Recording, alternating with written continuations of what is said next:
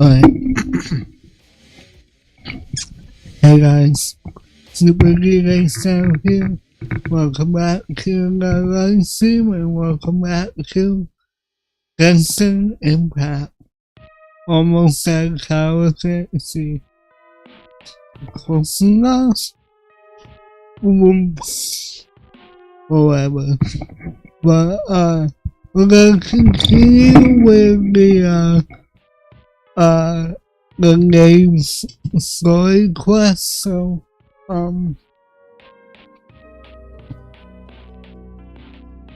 yeah, what was it? And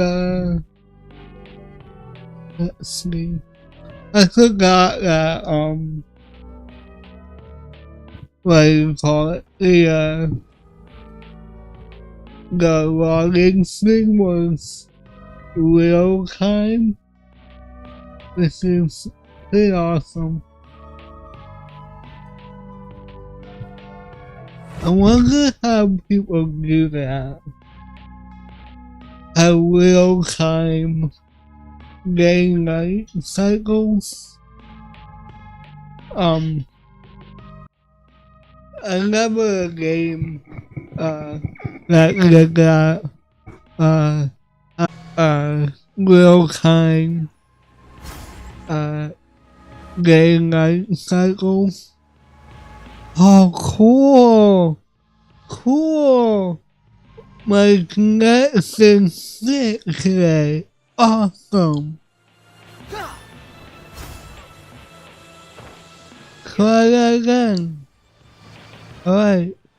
Looks like we're fine now. But, yeah. Forgot what I was gonna say.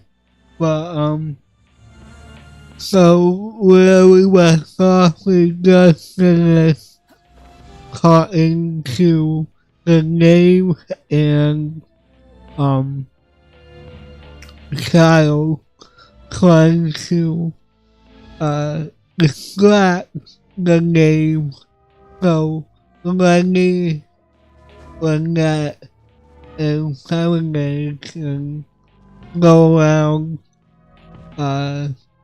looking for info about, Clary, I believe that's the name, and, we're gonna see how it goes, how it went. Lenny, how did everything go? Well, long story short, we ran into a small issue. Clarevy can't go into the sunlight. What do you mean? Everything was fine at first. She followed me up to the surface just like I told her.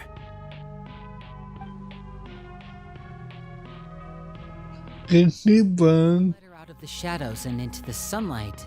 She vanished. Ah. I turned around and there she was, standing at the edge of the shadows, silently watching me. Interesting. Huh. Maybe she's afraid of sunlight, or... No, it wouldn't be her wish if that were the case. Well, we could always try pushing her into it. Not the person with a non-corporeal being. Oh, true. Wow, Palma. Pretty much tried it all already. Nothing worked. Eventually, the sun went down, so all I could do was bring her back here. How did it go with you, Lynette? Good. I've got the list. It's right here. Really? Well, what are we waiting for? Let's take a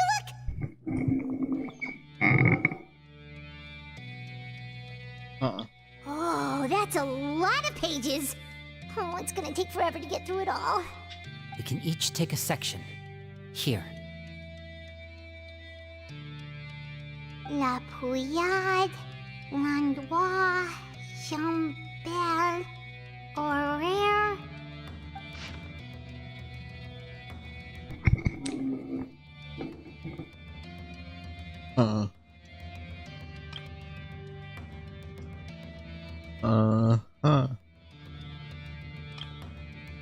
Oh, he looks cool. Oh, yikes. That Horaire guy has a huge scar on his face. He's kinda giving Paimon the creeps. I've met him before.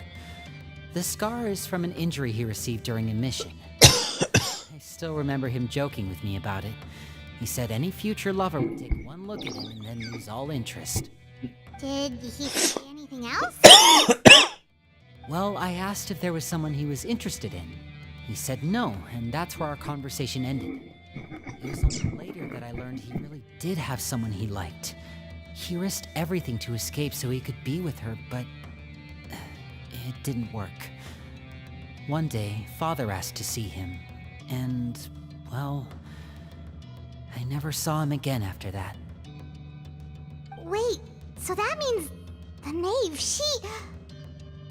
It may seem cruel, but it's just one of the rules of the house.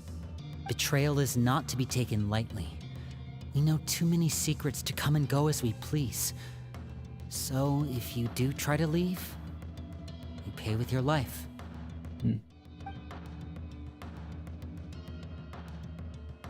Her name's not here, huh? Well, that's not too surprising. It doesn't seem like this list is complete. It only contains records dating back around 5 years. Let's shift our attention then. Fremine, were you able to find anything out? Fremine. Sorry. I was thinking about something. I managed to talk to quite a few people, but I couldn't help but notice that the atmosphere in the house was a little... strange. Strange. Yeah, I mean, I know there have been arguments in the past, times when people haven't gotten along. Chaplot and Filiol are a good example of that. Oh, those are two of the people that we met while delivering supplies. Paimon can see how they might not get along. They had very different vibes, and their, interests seem to be pretty different as well. That's to be expected, actually. Father brought us all here, shared her knowledge with us, taught us how to fight. That's one thing we all share. But that's also where the similarities end. Not all of us feel the same desire to stay here. As members of the House of the Hearth, we're also considered part of the Fatui. And to a lot of people, that's an identity they never asked for. Certain members get older and realize they want something else for themselves. But considering the rules of the House, most people would never say that out loud. People like Chaplot and Foltz are loyal to Father and her vision. They're proud to be part of the Fatui. Filiol and Nantoy, on the other hand, well, they aren't quite as enthusiastic. These kinds of conflicts have always been there. It's not like Father is in the dark about any of this. Well, that's true. But it just feels like things have gotten worse lately. Filiol and the others, it seemed like they were meeting in secret to talk about something. I can't say for sure, but I think they've met Clairvy. You think she's been inciting them to act out? No, not exactly. But I wouldn't be surprised if she said something to them about the darkness in the house and how deep it runs. She's told me about it before. Experiments being run on children. People being used as pawns on the battlefield without so much as the strength to survive. And they just believed all that? Without any evidence? Clairvy's words probably gave them the excuse they were looking for. Whether they actually believe them to be true is secondary. This is all because of Project Stuja, isn't it? Whoa, hold on a second. What's this Project Stuja all about, huh? This is the second time it's come up now. Sorry, but I'm not sure of the details either. I only know what Father has told us, which is that it's something the Rooster and Regrader have been working on together. Apparently, it has to do with the Fatui's strategic plan for the future. Because the House of the Hearth was so successful in obtaining the Gnosis, we now have the honor of playing a key role in Project Stuja. Wait, but isn't that a good thing? Key role is just another way of saying dangerous role. To us, the whole thing is an inconvenience. Father thinks so too, but she's in no position to refuse. Their plan isn't exactly unreasonable, and they've been funneling the house a lot of funding. It's just that we'll lose a lot of members in the process. Participating in the plan, it's an honor in name only. What they're really trying to do is subdue us. The existence of an intelligence organization outside their control makes them feel uneasy. Looks like there's a trio plotting something big, but given how well any other thing can go by, I probably won't be able to learn much. I think he will stop out the future dealings with the security to see what I can learn. Okay, super complicated top secret Fatui business aside, what does all of this have to do with the conflicts you were talking about earlier? Paimon doesn't get the connection. External pressure has a way of exacerbating internal strife. You can't overlook the power of fear either. People are afraid of dying, and that fear is often the impetus for a lot of stupid decisions. I thought resolving the Clairvy situation would make everything go back to normal, but it looks like things are more complicated than I thought. If we leave Filiol and the others to their own devices, sooner or later, Father will be forced to take action. We can only focus on one situation at a time, brother. You're right. Even if we confront Filiol and the others, it won't do any good. It might even make matters worse. We should focus on Clairvy for now. Well, it's getting late. We should head back and get some rest. We'll try again first thing tomorrow. Alright. Lynette, you stick with me this time. Fremine, keep a close eye on Filiol and the others. Make sure they don't do anything they'll regret. Good work today, everyone. Have a good night, and I'll see you tomorrow. What is that angle? Right, let's at the temporary congregation. Right, let's. Come on. Okay. Oh, I'm always looking forward to an early night, but she can't sleep at all. Hey, you don't think the Knave will be too angry with Linny and everyone if she finds out about all this, do you? She's even scary when she smiles. If she were to actually get angry... Ooh, you have to protect Paimon if that happens, okay, Traveler? I'm also okay with her. Isn't the guy behind me? Trust is effort, Traveler. Look! Look over there! Clearly, what is he doing over there? There before anyone sees. Can't ghosts, reveal themselves to all that they want to reveal themselves to? I don't know where I heard that, but seems,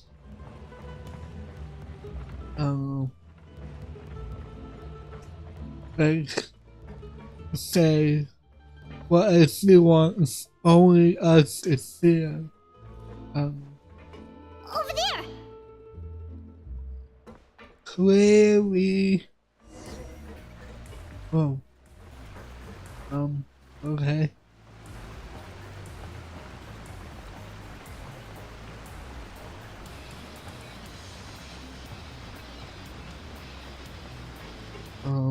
Where is she going?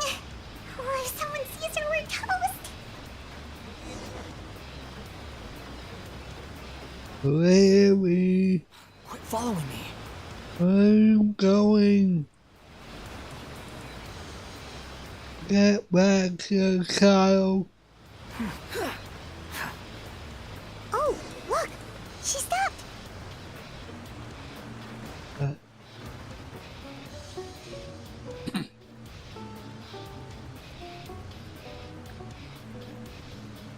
Clairvy! Shh! I opened the window while no one was looking.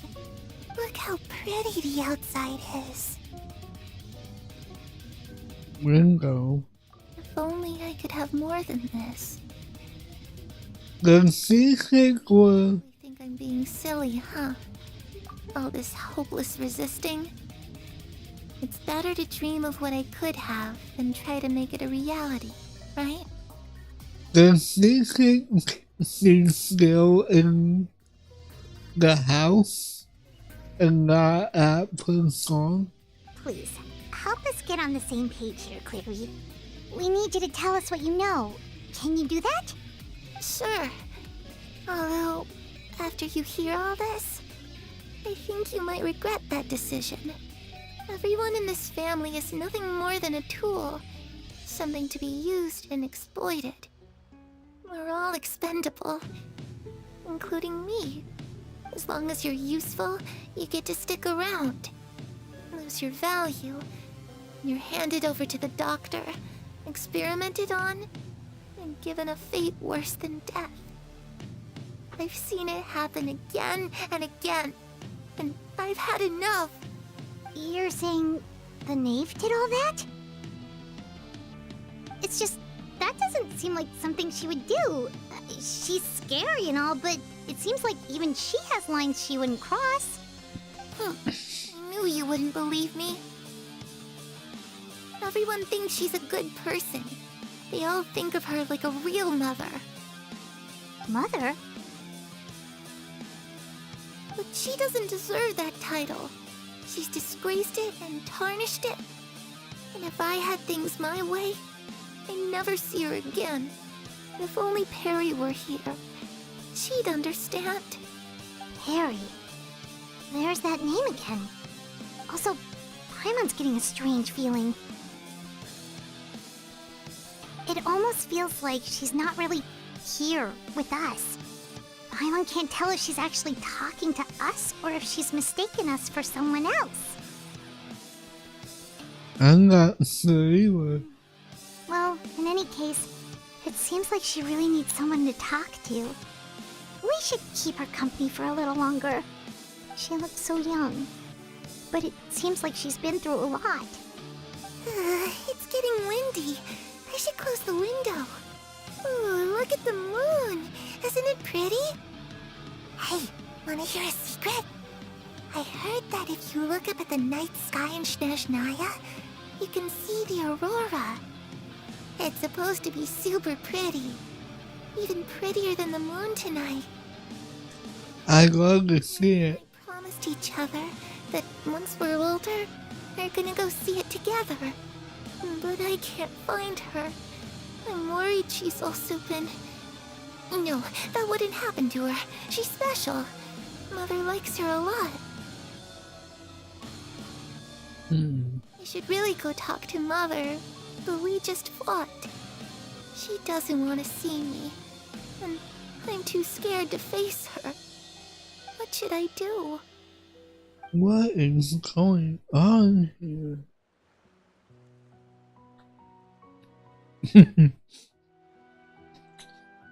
What the hell is that?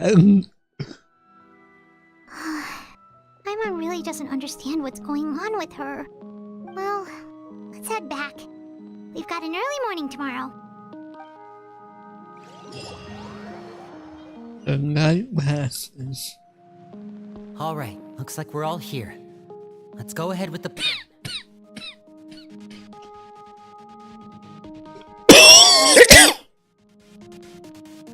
Before we do that, I have a question. What is it? The Knave and the doctor ever work together? Makes you ask that? Well, we kinda ran into Clairview last night, and that's what she told us. We met the doctor back in Sumeru. He's done all sorts of bad things. It's possible that Father and the Doctor have had certain dealings, but I don't think Father would work with him. We're not really on the same side, so there's not a lot of trust between them. That doesn't exactly set the stage for a successful partnership.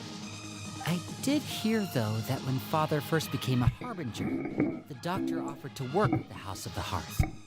Father rejected most of his proposals, except for one. It had to do with some sort of secret experiment. Gun, gun, gun. Could that be what Clairview was talking about? I don't think so. I don't know any details about the experiment itself, but I do know it's an entirely independent operation. The Doctor only proposed a direction for the research. That was the extent of his involvement. I still don't think that counts as working together. The details of the experiment are confidential, but complete records are kept on all participants. That doesn't seem to be the case with the situation Clarevy referred to. I know you don't agree with some of the Vtuber's methods, and I'm not asking you to. But I am asking you to trust us on this. The House of the Hearth has its own principles. There are certain lines we're not willing to cross. Alright, that's good to hear at least. Clarevy seems to think the Knave and the Doctor work together to do something horrible. If that turned out to be true, Paimon doesn't know how he would even face you guys. It's just that it doesn't seem like Clarevy is lying either. The easiest thing to do would be just ask the Knave directly, but Paimon doesn't think she'd tell us.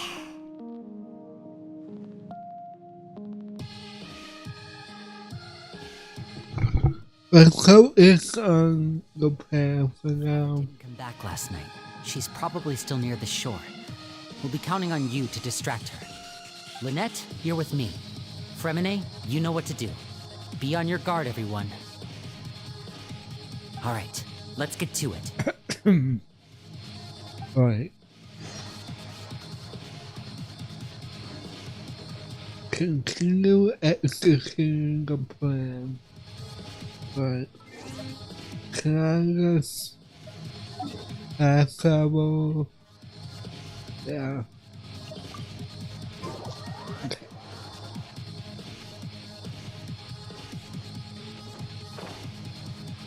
I should do a wish at some point, or at least see what's available now. It's been a while since I did a wish in Genshin, so I don't know who's up right now. Probably the Knave.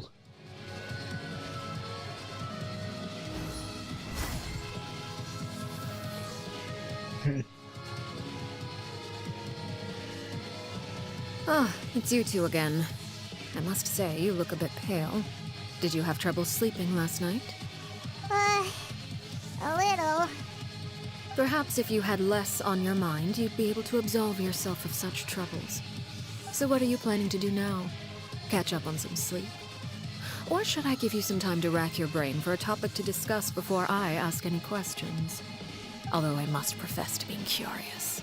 Without Child here, how do you plan on distracting me? Distract you? A good one. But no, we were just here for a chat. Looks like you could have used some extra time to think. No matter. If you don't have any other plans, why don't you accompany me somewhere? Don't worry. I'll be sure to steer clear of any scheming children. The ocean breeze is sure nice today. So you know everything then. Children always think they can hide things from the grown-ups. But nothing gets past me. Least of all a little scheming. I think I'll let them have at it for a little longer. I can be very patient. Well, I'll leave you to think things over. If you're so inclined, meet me outside the Palais Mermonia. Good things come to children who do as they're told. So I do hope you decide to tag along. If only for your friends' sakes. Oh boy. What should we do? She clearly knows about everything we've been doing, and Paimon doesn't think it'd be a stretch to say she was threatening us just now. We should release that person that Ray gave us. Oh, good idea. Hopefully he sees it in time. Well, we should probably head to the Palais Mermonia. Paimon doesn't want to find out what happens if we don't show up. Based on what the Knave was saying just now, it sure didn't seem like it'd be anything good. We don't really have any other options. Okay, then we probably shouldn't keep her waiting. It seems like Lynn and the others are on thin ice, so let's do our best to not get them in any more trouble. Okay. And where is that again? All the way over here. But it's in a cave. Huh. Seeing as we still have some time before my meeting, we might as well enjoy some pleasant conversation while we wait. I'm glad to see you get along with my children. Being surrounded by good companions is necessary for a child's development. You're not planning on doing anything to them, are you? I assume you're referring to Lenny, Lynette, and Fremine. Although, there's that situation with Filial and Nentoy as well. It appears quite a few people have been acting out lately. No matter. I'm not one to discriminate. All those who betray the house meet the same fate. There are no exceptions. Does that mean you're going to kill them? Oh, are you here to beg for their lives? I'm sorry to disappoint, but the rules of the house change for no one. In my organization, everyone is responsible for their own actions. But don't you care about them at all? They really respect you. They even call you father. You must feel something for them. Any organization in which feelings come before principles is one destined for ruin. The House of the Hearth is hardly an exception. You could say our principles are more stringent than most. Perhaps I can offer you this consolation at least. As our guests, you two will not be held accountable along with them. There's really no other way to solve this issue. I would imagine Linny, Lynette, and Fremine will be able to keep their lives. As for Filial, Nentoy, and the others, I'm afraid there's little I can do. They can try to escape, but once you know our secrets, there's no getting out alive. But that's awful. Ah, you seem concerned. Out of consideration for my guests, I suppose I could turn a blind eye for a little longer. If Linny and the others manage to dispose of Claire V in the meantime, all evidence of their wrongdoing will be lost. In that case, I could hardly punish them for something I couldn't prove. If their efforts are unsuccessful, on the other hand, all will be held accountable. And the punishment will be severe. Hold it too. Of course. Oh, and here, I believe this belongs to you. Do try and keep better track of it next time. It takes a considerable amount of time to train a bird like this. It would be such a pity if you were to lose it. Permanently. Wait, where did you get that? Well, I'm afraid that's all the time we have to chat. Now, for the matter at hand.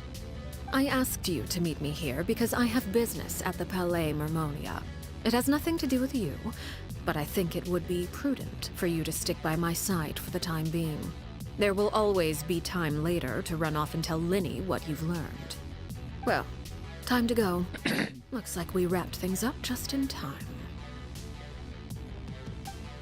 Damn. She knows everything. Jeez.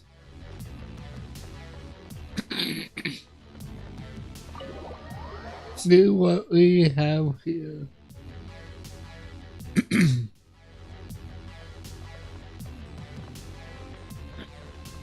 Oh. Are you gonna see Novelette? Hello, good sir.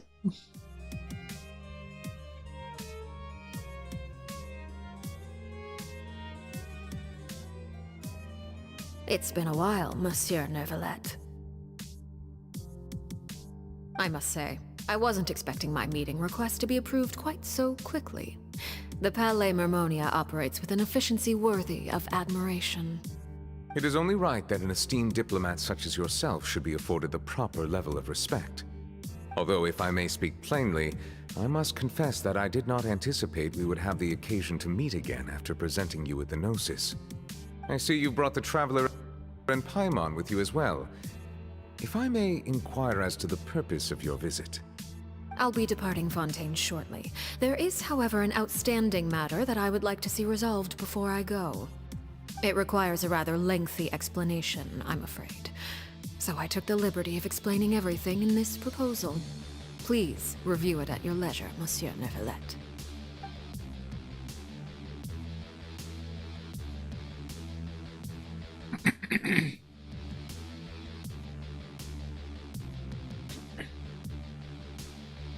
Okay.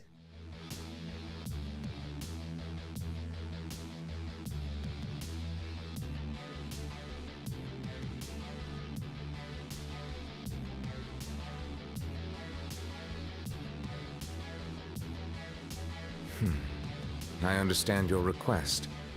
However, at the risk of causing offense, I must admit that I fail to see why you would wish for such a thing. I heard you have a certain fondness for water tasting, Monsieur Neuvillette, so allow me to use water as an analogy. A family is like a large body of water with countless rivers flowing in and out. As someone who watches over this system, I would hope that each river that flows from the source will eventually reach the ocean. Of course, objectively speaking, I know this is impossible. Most of the rivers will dry up along the way, disappearing into the ground and leaving nothing but a barren riverbed behind. Not all rivers are destined to reach the ocean, but I would not see their existence rendered meaningless. I believe the water that flows within them is simply meant for a different destination, like a field in need of irrigation. Or perhaps the glass of a certain water-tasting enthusiast. Did you get any of that, Traveler? Not really. Words paint an optimistic picture indeed. Allow me to remind you, however, few among us are willing to sip from a glass filled with tainted water. It may have been tainted at one point in time, but not to worry. I'll make sure it's strained of all impurities and returned to its cleanest form. What is the plan? I seem to recall there being a transactional aspect to your proposal. Perhaps you could expound on that? If you accept my proposal, Monsieur Neuvillette, I will gradually withdraw my forces from Fontaine.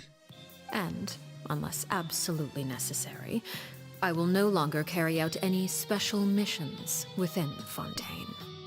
I presume I can take your words to mean that, in the future, cases similar to the Tartuffe assassination will cease to cross my desk? Tartuffe? Ah, that thief who embezzled funds from all those charities, you mean? My deepest condolences to his family, but without any evidence, I cannot imagine how the House of the Hearth might have been involved in his passing. Of course, if you accept my proposal, Monsieur Neuvillette, I'm sure certain measures could be taken to reduce the frequency of such troubles. You choose your words carefully indeed. In that case, I am inclined to accept your proposal. My thanks for your generosity, Monsieur Neuvillette. Well, with that settled, we should be going now. I took the liberty of bringing along 2 bottles of spring water from Snezhnaya for you to enjoy. I do hope I get the chance to hear your impressions. Perhaps at our next meeting, yes? Indeed. I trust you would not overlook your commitment in the meantime. All right, Traveler Paimon. Time to go.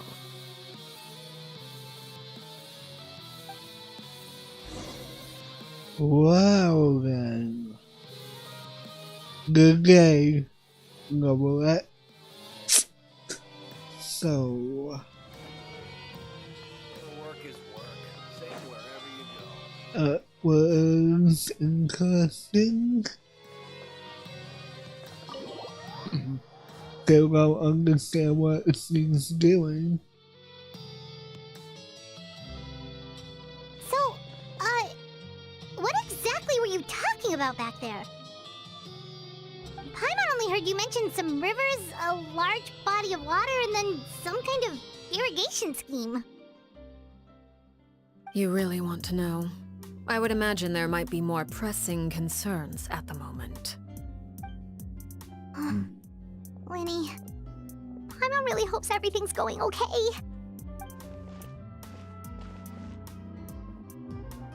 Oh, Paimon recognizes that look. You've got your thinking cap on, don't you, Traveler? The name may seem relaxed, but she doesn't seem to result in either Once you go through with credit organization must pay legalized. I think it's serious about punishing those kids. How can we stop her? There's something else we should figure out first.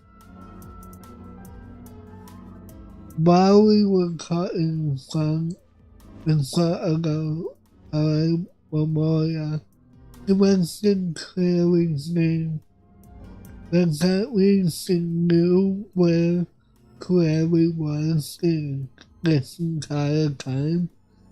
Or did she even anticipate how Lenny and the others were going to act?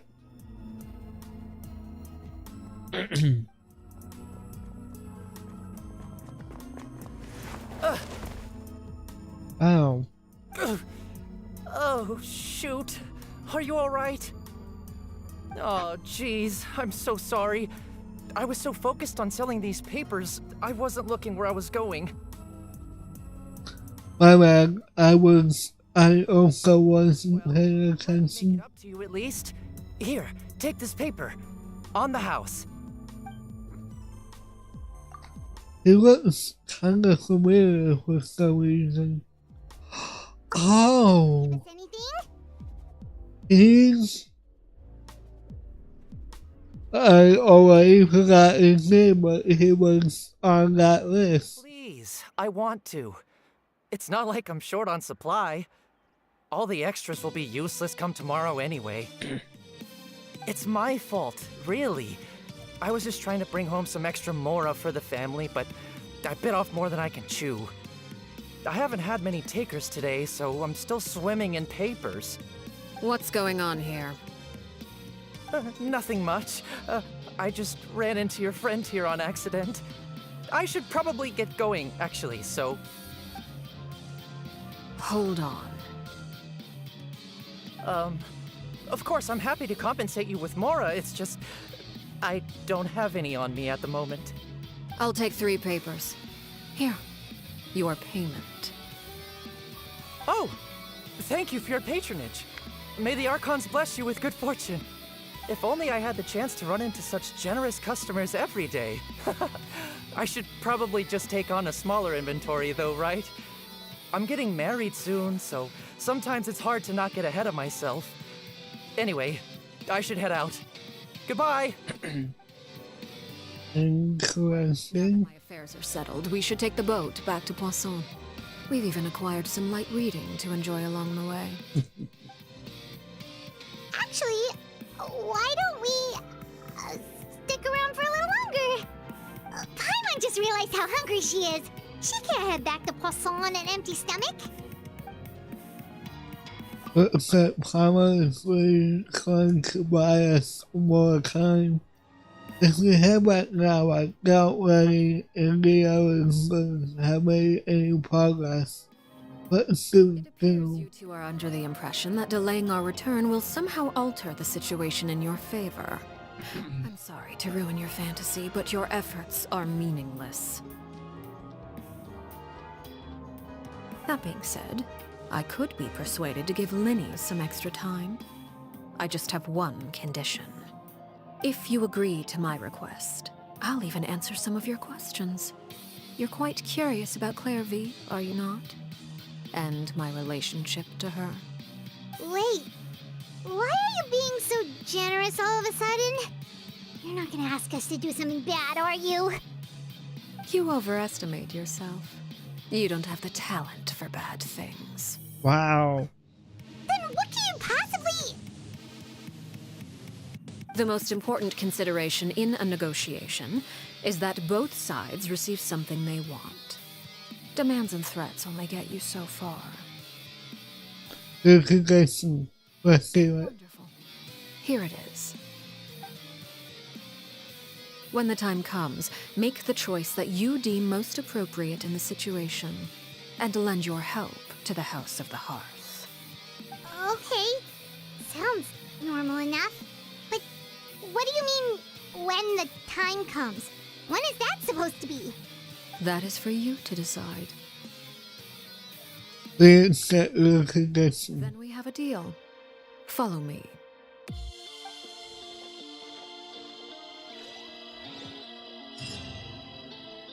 Well then, into the sunset, to the nameless ruins. What? Huh. Well, this is closer, so. But.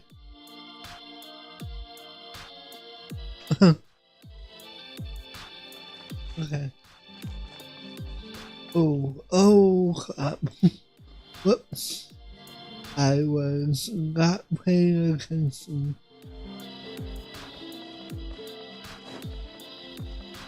Right. Too slow. Keep that up, please.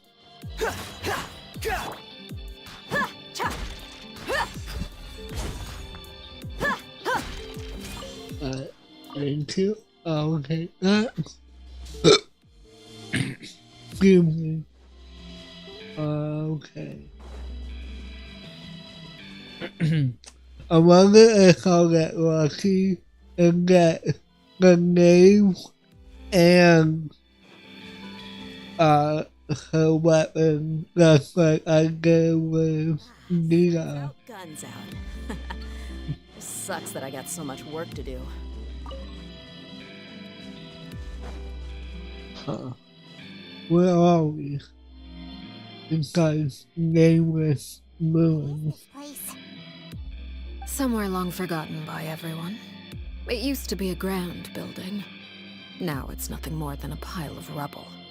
No one comes here anymore, nor does anyone care about what once happened here. Although, this place does have something to do with the story I'm about to tell you. It was before I became a Harbinger, and before Linny and the others joined the House of the Hearth. Due to certain events, I first killed Clairvy and then her mother. And this is where it all happened.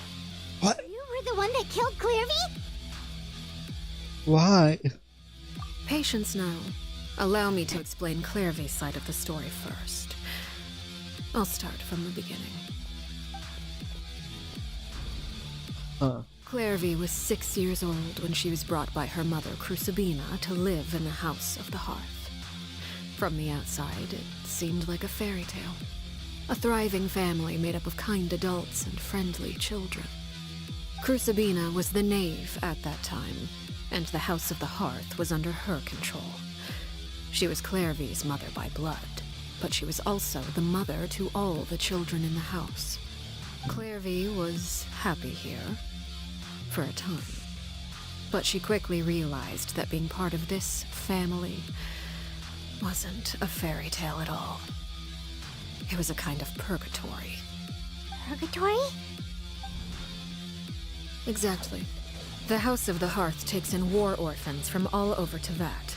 But as for how to raise them, that depends entirely on the person in charge. Crucibina came up with a novel idea. She would teach the children to fight, force them to duel each other, and then crown as the king of the house the child who proved themselves most worthy of inheriting her title. It's difficult to estimate the number of children who died or were maimed in the process. There's little I can say about the ones who died. The ones that emerged with permanent injuries, on the other hand, well, they still served a purpose. They would be handed over to the doctor to be experimented on, or sent away on dangerous missions. Nothing more than tools to be used and then discarded. So those were the experiments Clairvy was talking about. But what actually happened to her? You said that Clairvy was Crucibina's daughter, so if Clairvy tried to convince her to stop what she was doing, Crucibina probably would have listened, right? Despite being Clairvy's mother, Crucibina cared little for her daughter. She forced Clairvy to join the House of the Hearth only as a means to demonstrate her own impartiality as a mother. to prove that she treated all her children equally.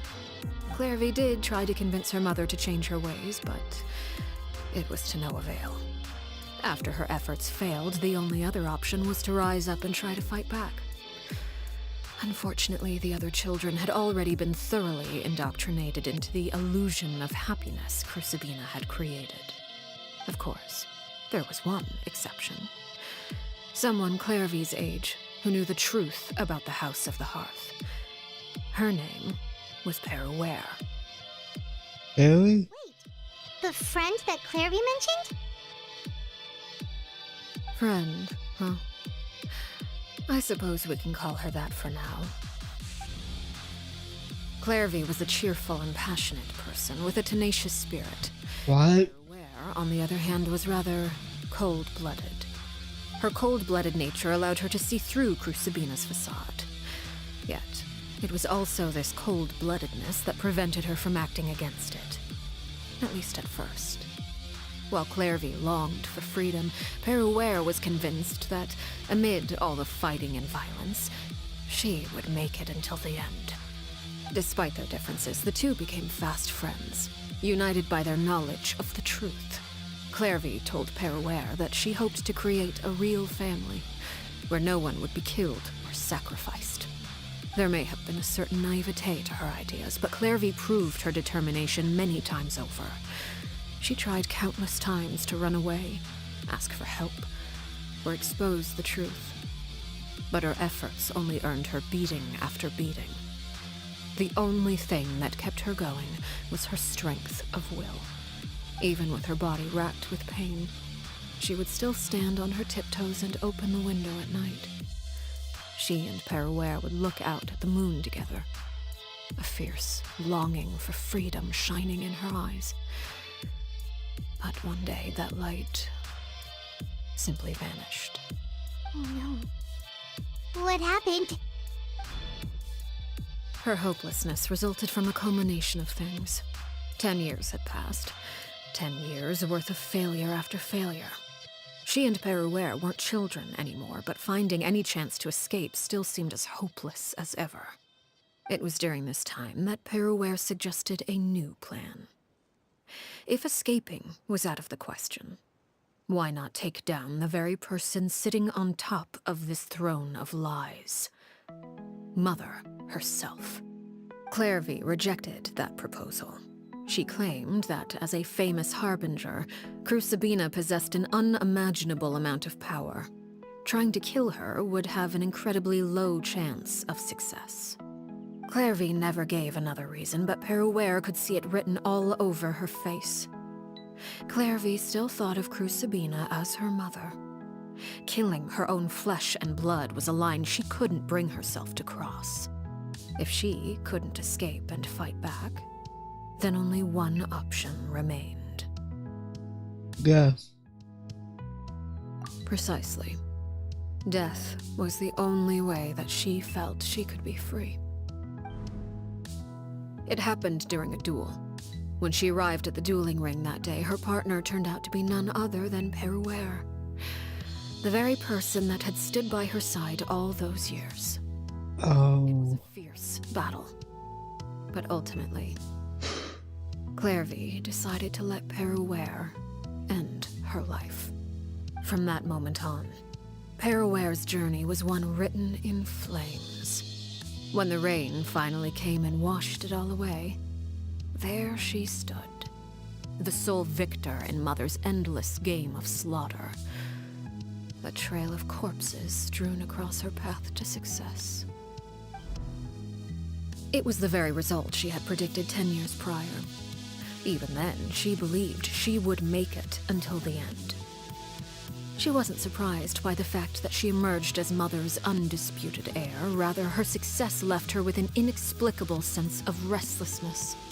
She was unsettled, and there was only one thing that could quell that sensation. Perhaps you two would like to take a guess as to what it was. Killing the person at the very top. Crucibina, you mean? But... Correct. This This is the place where Peruware killed her best friend. A mere year later, this is also the place where she fought tooth and nail to kill the mother they shared. The moment she acted, any conception of what was right or wrong ceased to matter. It's one of the principles of the house. Only those who survive get to write the rules.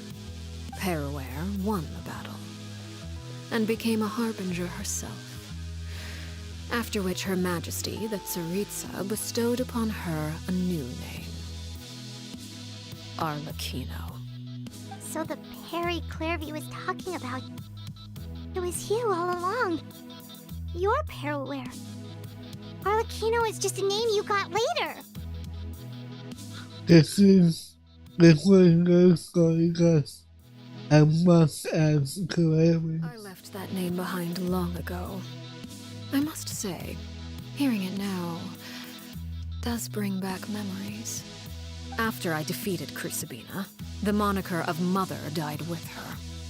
I chose to forego the title she called herself and even chose to give up my own name. I rebuilt the House of the Hearth under a new identity. Not only as Arlecchino, but as father. And that is where the story ends. Any more questions? The Clary we met, though, who is she actually?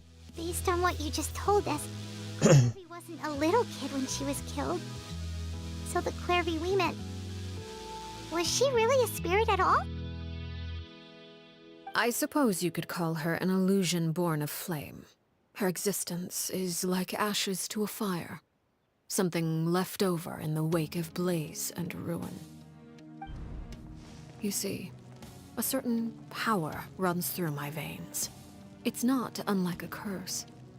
My flames leave behind shadows of anything they consume. Of course, the chances of those shadows morphing into a sentient entity are exceedingly slim. Clairvy is a very special case. Clairvy died when she was 16 years old, but what emerged from the flames was her 6-year-old self. Her appearance wasn't the only thing affected. Most of her memories were lost to the blaze as well. That makes It's sense. a mysterious thing indeed. Losing a portion of your memories will alter your sense of self. Lose 10 years' worth, however, and it would be like living in the past. Like returning to a version of yourself that never grew up. No wonder Paimon got such a weird feeling when we were talking to her. Perhaps I should put it this way. Clairvy is someone trapped in time. It may seem like she exists with us in the present, but she truly lives in the confines of her own past. Again, that makes more sense. Then you must have known about Clairvy for a long time. Indeed. She's a rather volatile and unstable entity. Sometimes she would look after the children. She's even saved some of their lives. But other times, she would hide from me and become obsessed with revealing the truth about the house to anyone who will listen. Shadows don't have the capacity to learn or grow. Any new information they encounter is quickly forgotten over time. Your attempts to expose Clairvy to sunlight. They failed, yes? The reason is actually quite simple. In Clairvy's mind, the house is impossible to escape.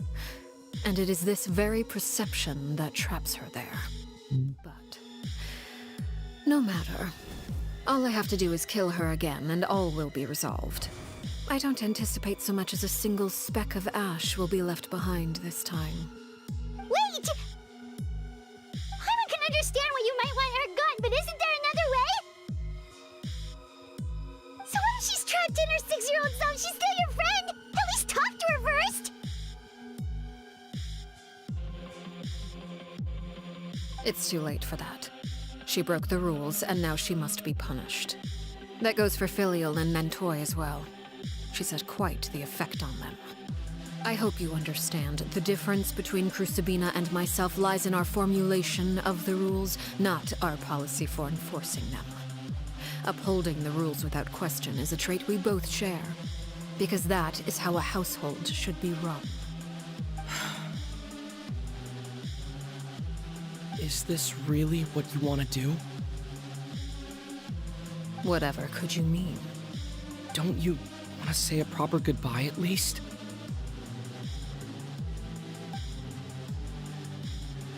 Whether as a killer or as a father, there are two things that must be avoided at all costs: anger and sorrow. Anger makes you impulsive. Sorrow causes you to waver. Well, it appears it's about time to proceed. Before we arrived, I told some of my well-behaved children to bring our troublemakers here by nightfall. I do believe I've kept my end of the deal. I gave your friends quite a bit more time. As for what happens now, we'll just have to wait and see. Uh-oh.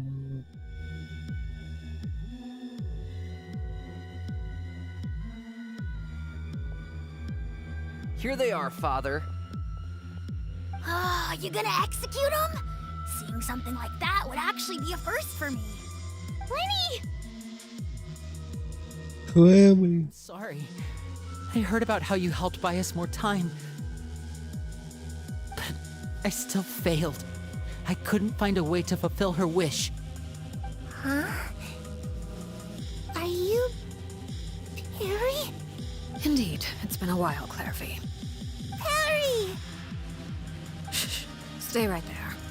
I'm sorry to postpone our reunion, but first I believe certain scores need settling.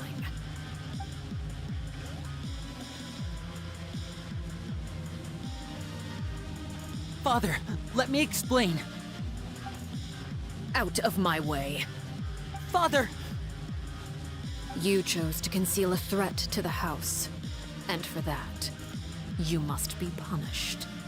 Overall, however, I suppose your wrongdoing is hardly the most egregious of the bunch, so I'll deal with your punishments later. As for right now, the more pressing concerns are the traitors among us. By traitors? Do you mean us? Father, let me explain. We didn't mean to... Fultz, why don't you share what you heard? Yes, Father. Secret Midnight Meeting number 3. Participants, Filial, Nantoi, Sato, Toddy. Nantoi clearly said, if only Father wasn't the one who took us in. Sato added, I'm sick of this life. I just want to live as a normal person. Filial was the worst of them all. She called us crazies and said a bunch of mean things about Father. I did not! You're lying! Fultz is trying to frame us! It's not like I'm the only one who heard those things. After that, you and Toddy and a bunch of other people started talking about Clairvy. You were using all those things Clairvy brought up as an excuse to question Father. We're birds locked in a cage. The only way out is to destroy it. That's what you said, wasn't it? You little... You just want me gone, don't you? What did I ever do to you, huh? And you, Sheplo, have you forgotten who stood by your sickbed, watched over you, and changed your dressings? Come on, let's hear it then. What's your reason for all this?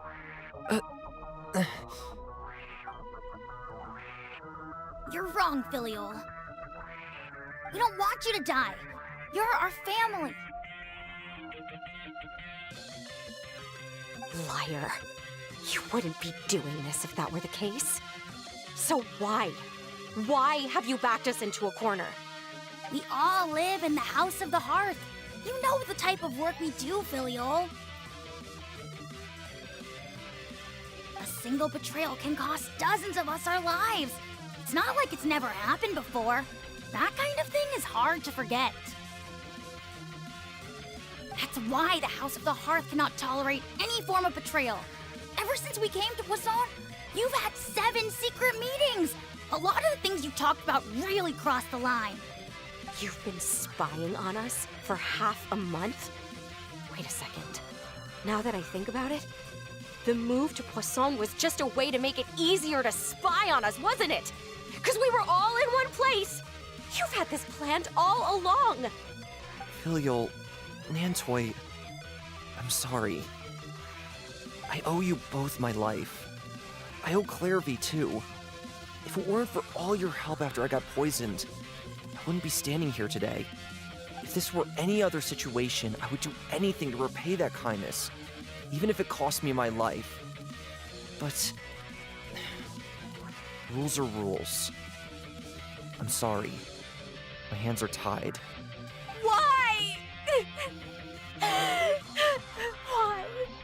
That's enough, Filial. We made a mistake, and we should own up to it. We broke the rules, plain and simple. And now we have to face the consequences. I'm sorry, Chapleau. Fultz. I'm sorry, Father. We accept our punishment. Chapleau, according to the rules of the House of the Hearth, how should these traitors be punished? All those who betray the house pay with their lives. And so it shall be.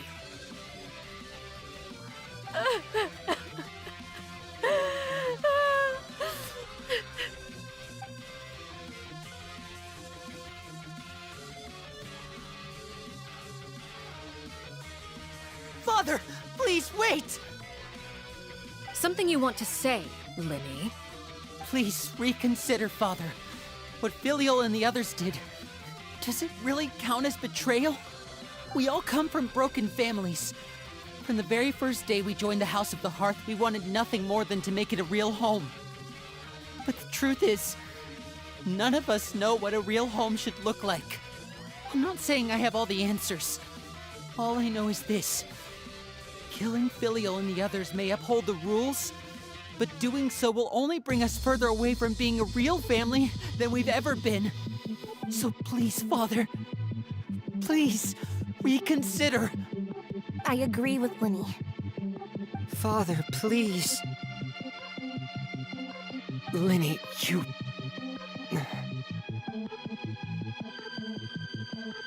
I also agree with Linny.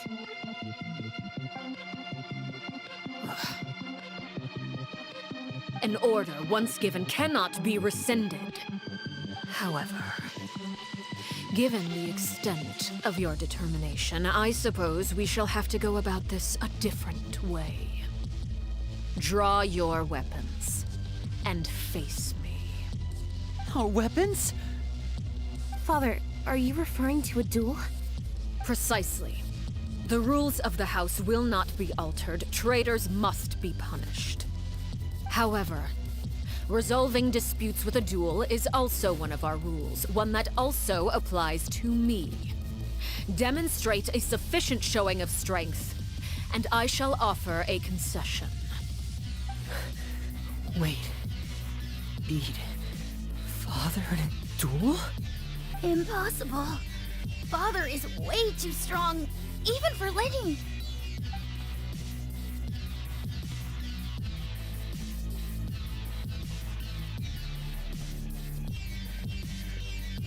Go do it.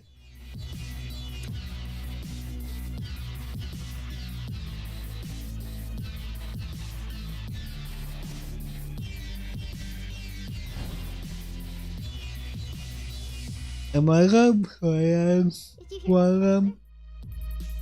Linny and the others have to duel the Knave. What should we do? Can they really win something like that? If they lose, those people from the house are really gonna be executed. Hey, are you listening? Is executing them really what she wants? Don't you want to say a proper goodbye at least? Anger makes you impulsive. Sorrow causes you to waver.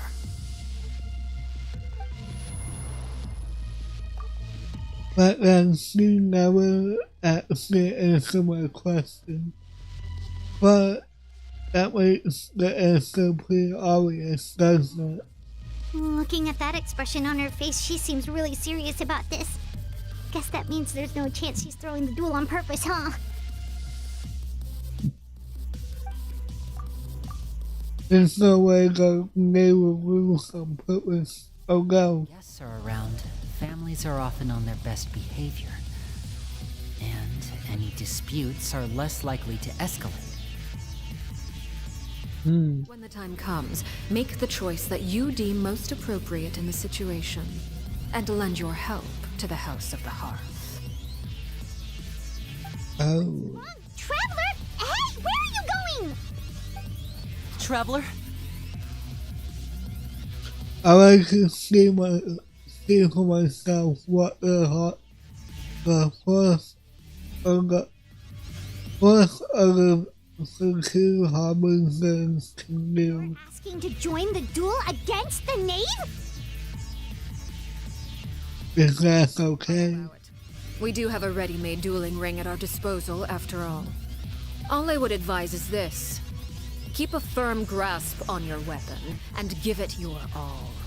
Huh. Any less, and you may just lose your life. Here we go!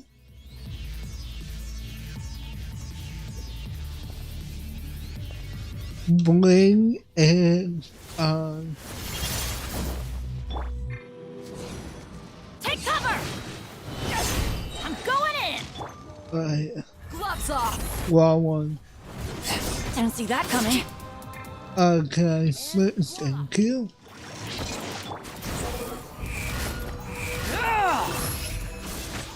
I'm not doing that much. Okay. My turn now. Spare your energy. Run. Nope. Are you alright? That didn't help. Look at that. Unsightly insects. Behind you. Flames. Is it my turn now? Look out! With the fog of darkness. I will harbinger as well, so Have a taste of what the heck? Watch out for Father's movements! trapped like a Ow. Oh crap, I can't switch. with these rising flames. Ow. Huh? Everybody stick. Father's even stronger than I expected. Look. Trapped like a bunch of helpless ants. Come on. With these rising flames. On the gale. Nope. Ah. Come on. Try to pace yourself. Crap, that didn't help. Falling into the abyss. No. No, my Closer. Crap. Watch out for Father's movements! The countdown. Like a fly tangled in a web. Okay. Okay, stay out of that. Rising flames. Crap. Spare your energy. Are you alright?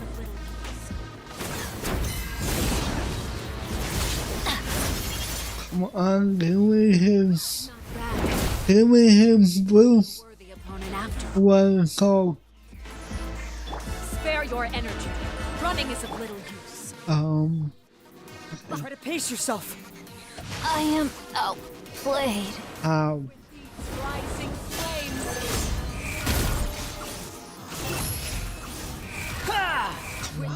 Rising flames. With me. Okay. I can see where she's going. Father's movements! Oh, cool. Right.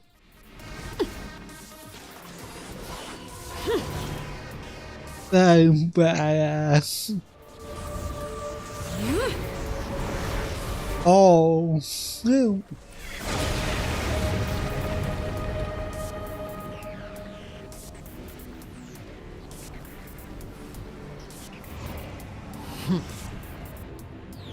Yeah.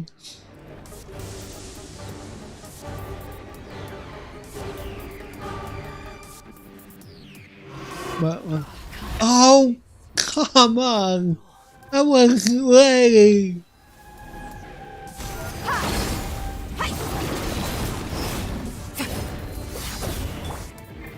Crap. Adventure time! Watch out for Father's movements! Look out! So I can't revive. Messing around! Teamwork is dreamwork! Huh? Take cover! Your punishment made manifest. Ow! Now's our chance! Over here! No.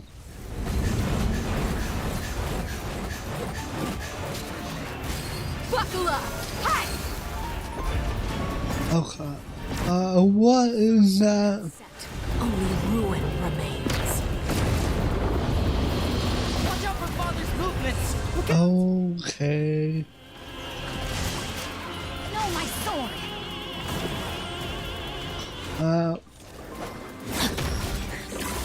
Ooh. Wait, come on, Bennett. Off we go!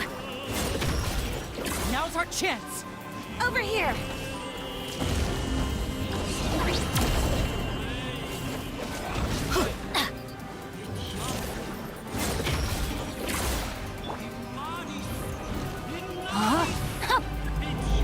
Help. Watch out for Father's movements! Look out! And I'm dead. Adventure time! Off we go! Medicine card.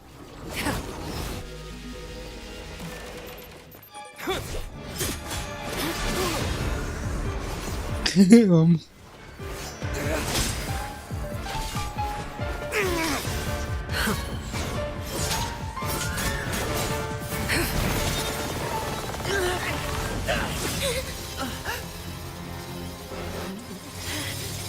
Damn, You should know better than to crowd in one place.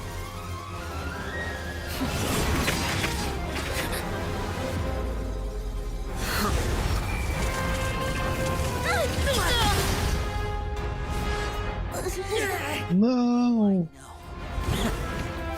Oh, damn. I'm sorry, Father!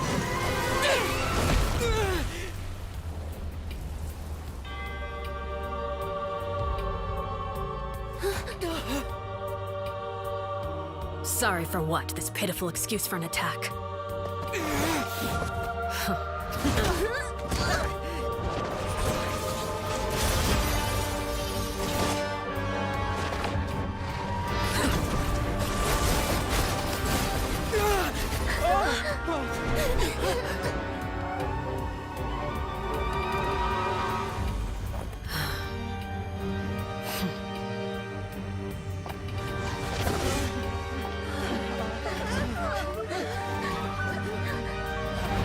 Father, no!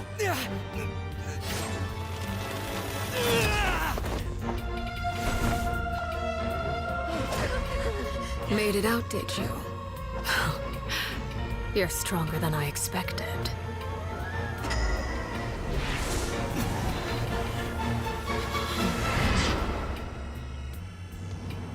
The hell? A crimson moon? I can't move.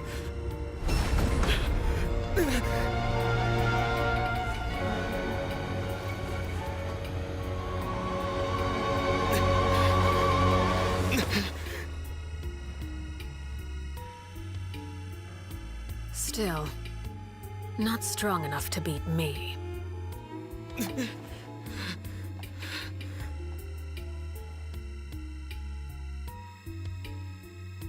Holy. Yeah. Jeez.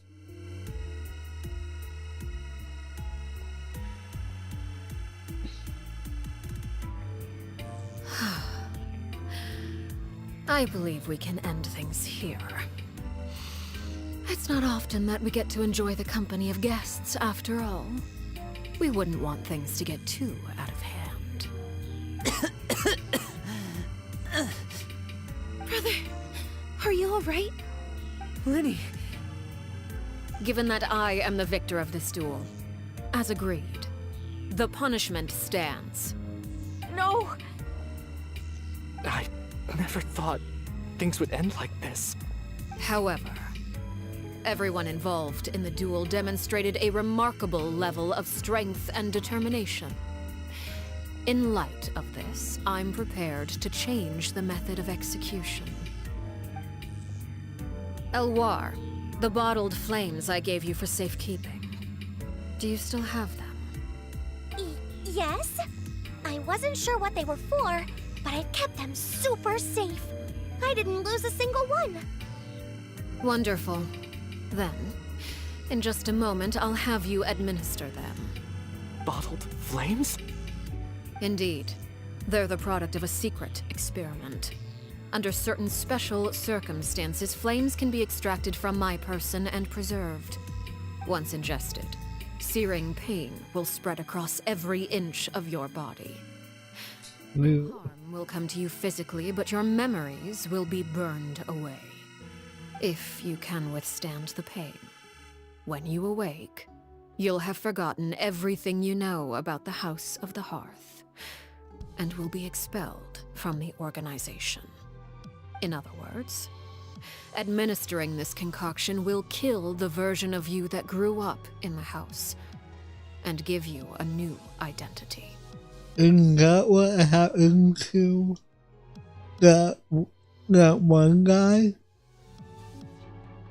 So that means that the man that I thought was familiar, one selling newspapers outside of LA Memorial, he must have been the same party who saw on the list of executions. He wasn't killed at all. Memory is a mysterious thing indeed. Losing a portion of your memories will alter your sense of self.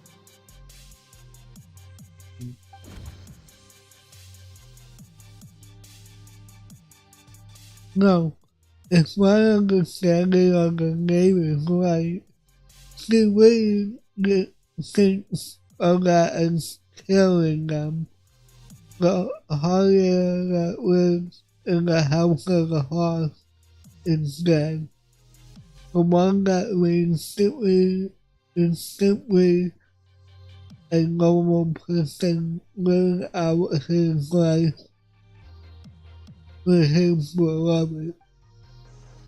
Even so, it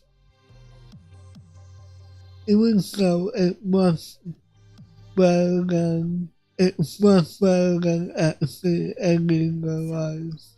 You're just letting us go, Father? You misunderstand. Memories are extremely important. Once consumed by flame, the version of you standing before me will die, and our secrets will die with you. So no, I don't intend to just let you go, because the person who survives will be nothing but a stranger. Even so, I won't have to live in fear anymore. I'm sorry, Father. I'm sorry I let you down. But I really... Don't cry, Filial. You haven't left the house yet, so there are still rules to be followed, yes? Remember what I taught you. Anger makes you impulsive, sorrow causes you to waver. Don't let yourself be controlled by your emotions. Of course. I'll remember. Dry your tears, and go pursue the life you really want. Yes, Father. Chaplot, Foltz, Elwar, take them back to Poisson. And bring Linny and the others as well. I prepared 3 extra vials of bottled flames. As for whether to take them, the choice is yours. Goodbye, children. The next time we meet, I will no longer be your father. Thank you for all you've done for the house. I hope you have bright futures ahead of you.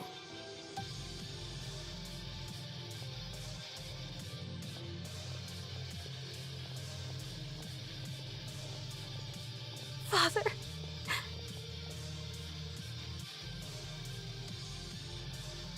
Let's go.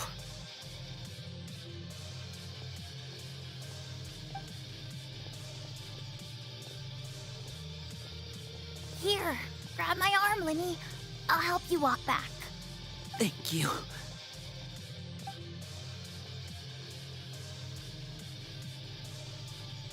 Clairvy.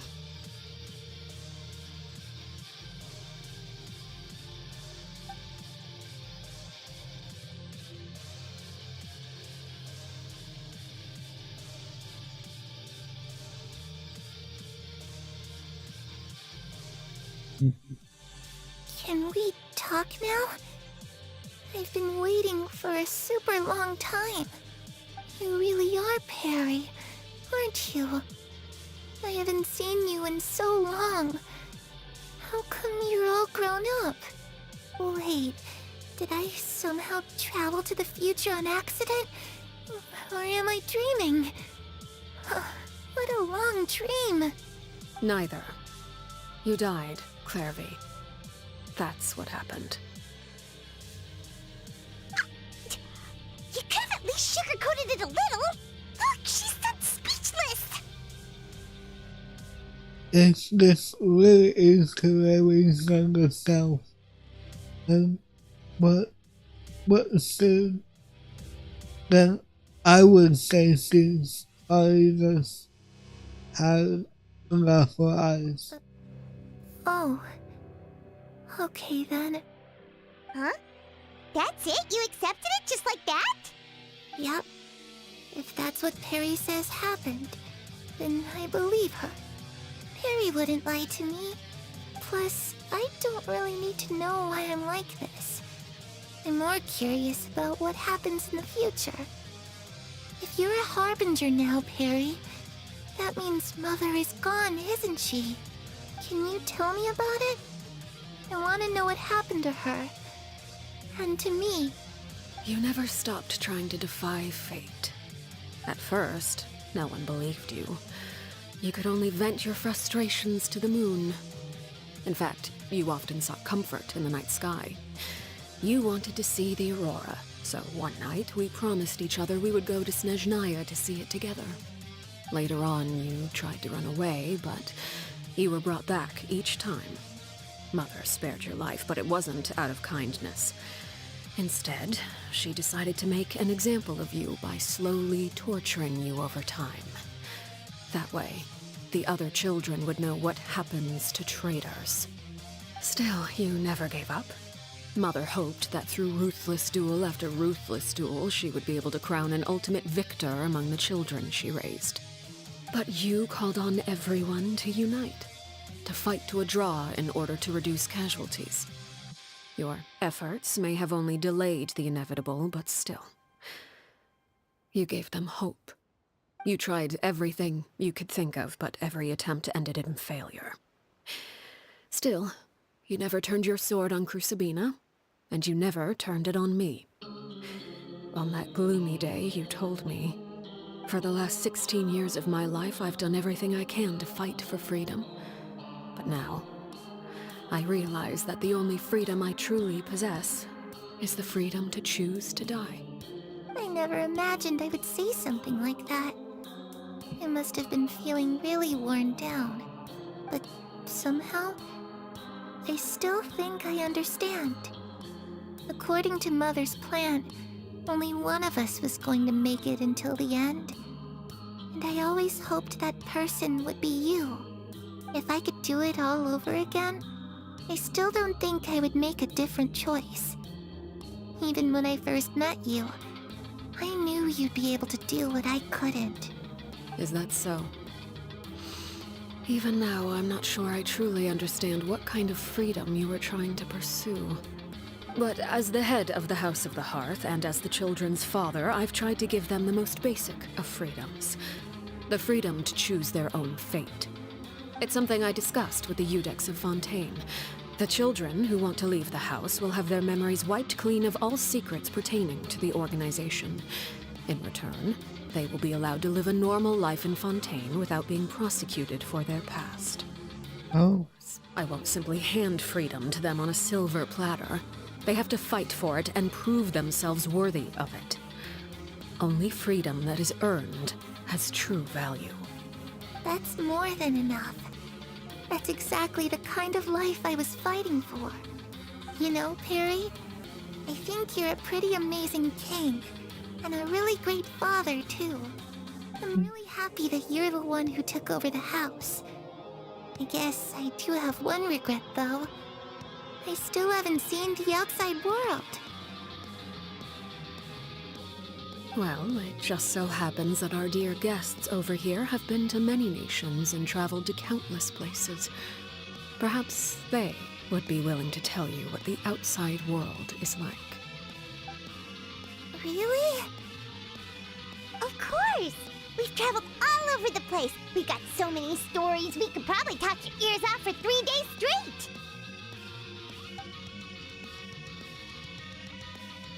How about wherever ammo against the freedom? I used to dream of being a bard, playing the lute while singing into the winds of freedom. Even if there was no one there to listen, I would have continued to sing no matter what. How about wherever Geo and Nation of Contact? That's where Mora comes from. I never knew that before. If I had some Mora, I would buy 3 new dresses. One for me, one for Perry, and one for Mother. It's just too bad Perry doesn't like wearing dresses. And Mother, well, she probably wouldn't accept something like that either. I guess I'd just have to keep them all for me then. I could wear a different one every day. Talk about Lego Electro and Nation of Infinity. Yokai you mentioned. What do they look like? I once saw a drawing of this one guy with horns on his head and a super scary face. Are there any yokai like that? Oh, sounds like you're talking about an Oni. Yep, we've met one, and let Paimon tell you, they're not nearly as scary as they look. About Lego and Nation of I was Wisdom. always too afraid to skip Mother's fighting lessons. But at the academia, I bet you could do all sorts of secret things in class. Things that have nothing to do with studying. I'm just kidding. Being able to study whatever you want without having to fear for your life actually sounds pretty great. Okay. The situation was super dangerous. Lenny and Lynette were accused of committing a crime, and they were going to have to stand trial at the Opera Epicles. Oh no, that must have been hard for all of you. What happened next? Don't worry, we were able to turn the situation around super quickly, all thanks to Detective Paimon, of course. How'd you do that? Come on, tell me. Okay, so it was like this. After the failed magic show, we rushed to the scene and... Clearly, listening really can't lead to Paimon's story about our time in Fontaine. She's very happy. Like all her troubles have been forgotten. Maybe this time she'll be able to clearly relax. But I'm not sure how long this moment can last. Don't have the capacity to learn or grow. Any new information they encounter is quickly forgotten over time.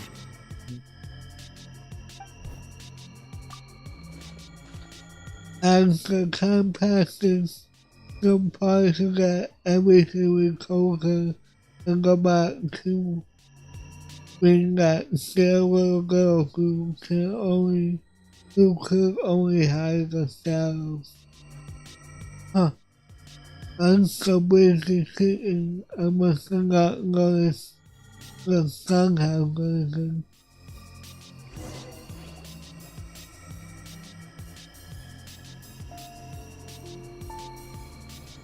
Clairvy, you've worked tirelessly from the shadows to overthrow the House of the Hearth. Now, by my authority as the Knave, I shall announce how this matter ends. You are hereby expelled from the House of the Hearth. You are no longer tied to this place, nor are you bound by its rules. You're saying that I can finally leave? I get to experience the outside world as well? Oh, I almost forgot. There's no getting older for me. Still, seeing who you grew up to be makes me really happy, Parallel. Take care of yourself. Goodbye. May we meet again someday.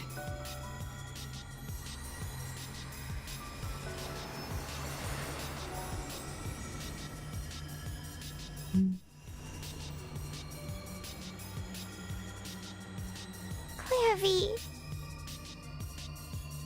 She left so soon. Paimon didn't even get to finish her story. I also have certain sentiments left unsaid. I wanted to tell her that the aurora I saw in Snezhnaya was just as beautiful as the ones in the pictures. But a shadow's memories reset at dawn. Had we delayed any longer, we wouldn't have had the time to say goodbye. Whatever regrets may linger, let them be lost to the coming of a new day. Father? It's Linny! Hey, Linny!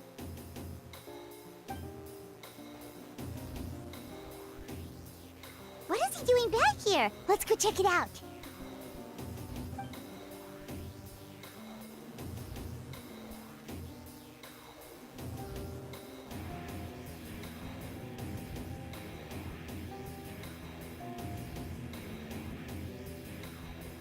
Father, the bottled flames have been administered.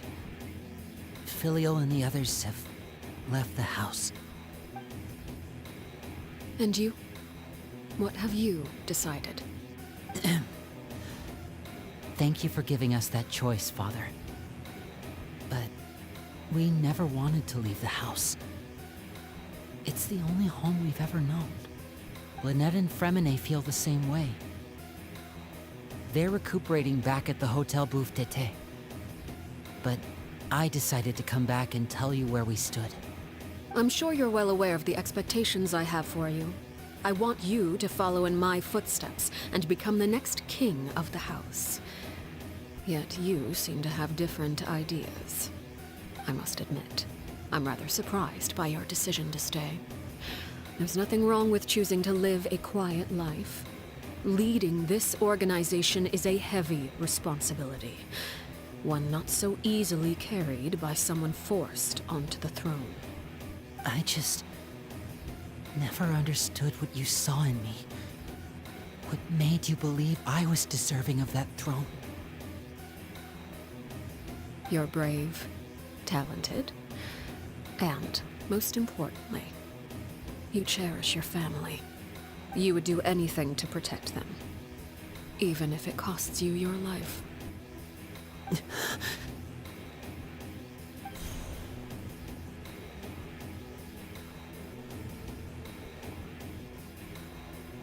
Speaking up back there was so brave of you, Linny. It's all thanks to you that we were able to convince Father to back down. You're a hero, Linny. Hero. Father is the real hero. Had Father gone all out during the duel, There's no way I would have walked away with my life. She must have had it all planned from the beginning, from the very moment she suggested a duel. I'm not deserving of that title. I'm not strong enough or smart enough. You're wrong. In my opinion, all you need to be deserving of the throne is conviction and the necessary strength to act on it. We may have different ideas of what it means to be a family, but you can hardly be said to lack conviction. What you truly lack is strength. For someone of your talent, though, that's something that will come with time. Even without that strength, you still chose to face me in a duel, even though the odds were stacked against you. That capacity to honor your convictions is what I truly see in you. Father. No one knows what the future holds, what tragedy or triumph may be in store. Being at the head of this organization requires the strength of will to face whatever comes. Caution will only hold you back. If reaching a certain standard were required to go after what you want, I would never have succeeded in killing my predecessor. Back then, there was still a considerable gap between our abilities. Strength may decide the ultimate victor, but those who let a lack of strength dictate their decisions or undermine their convictions will never be worthy of the throne. I understand, Father. Thank you. Children must grow up to surpass their parents. Only then can a family continue to flourish. The road ahead is not an easy one, so I'll ask you one last time. Are you certain you want to stay? You've done so much for me, Father, and that kindness must be repaid. Plus, with Project Stuja at hand, there are many dangers ahead, and I, for one, don't intend to back down. Protecting my family at all costs.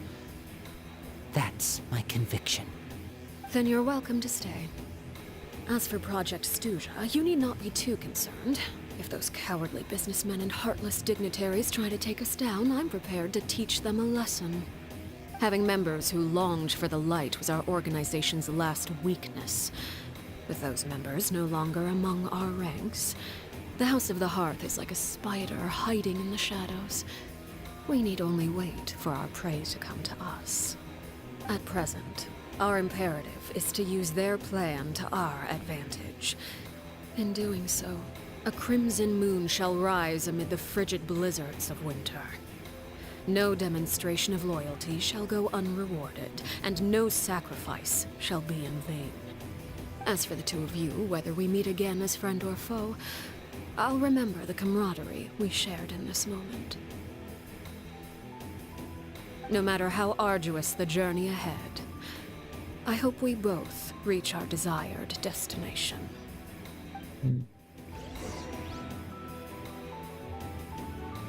Right until 2 days later. Right. 1, 2.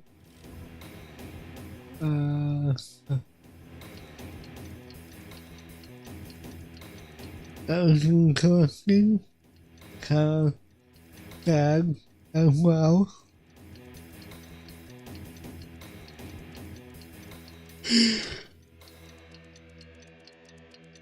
Excuse me. Okay.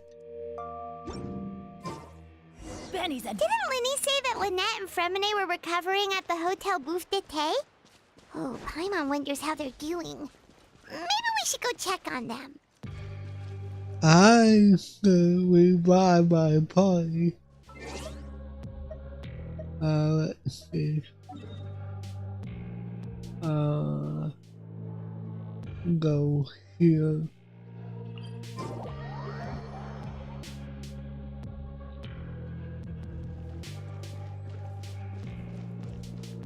Maybe got one quest inside that new area. So might need to do that quest next. Probably, the next stream tonight will do it.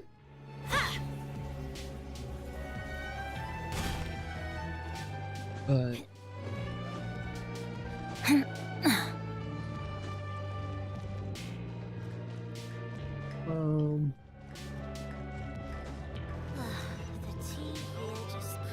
oh, I went too far down.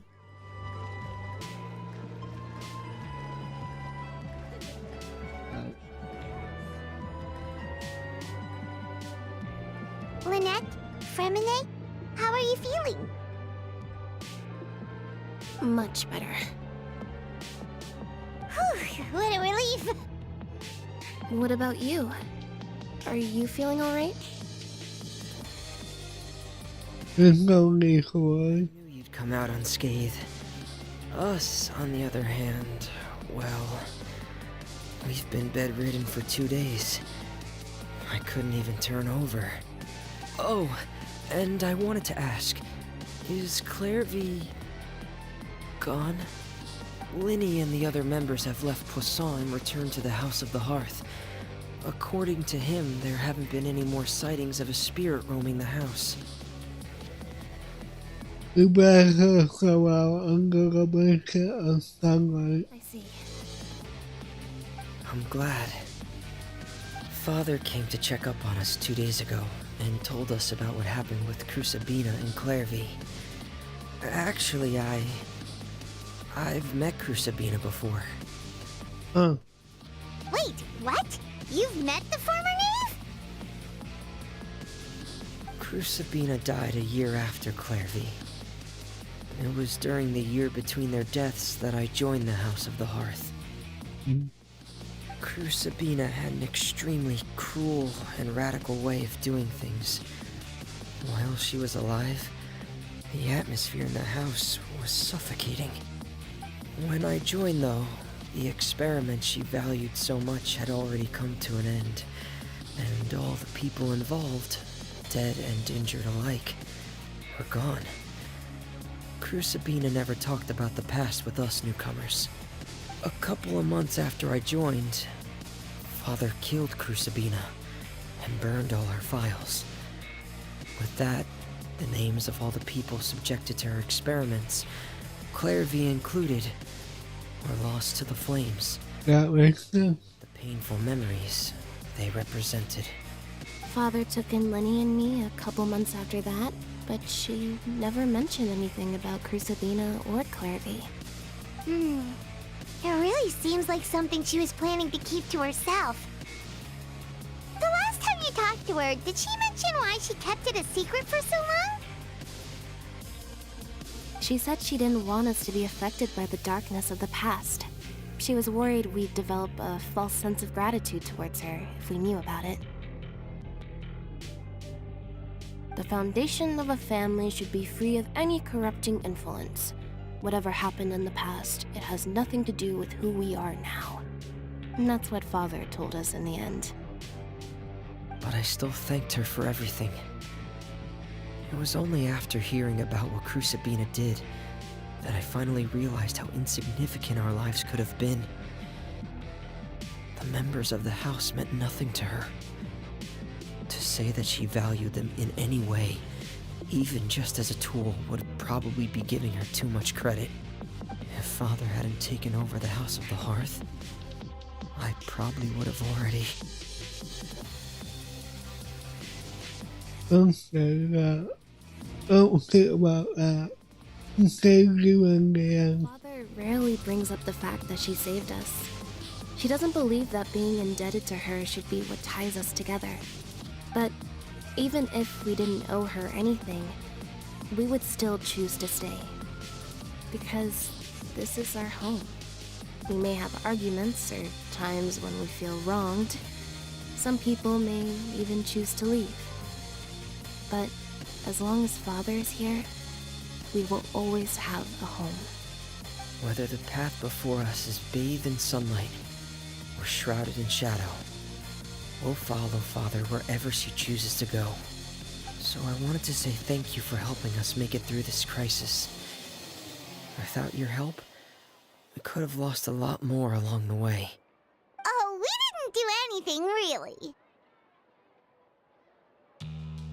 Let's wait up I guess we'll call it even. Of course.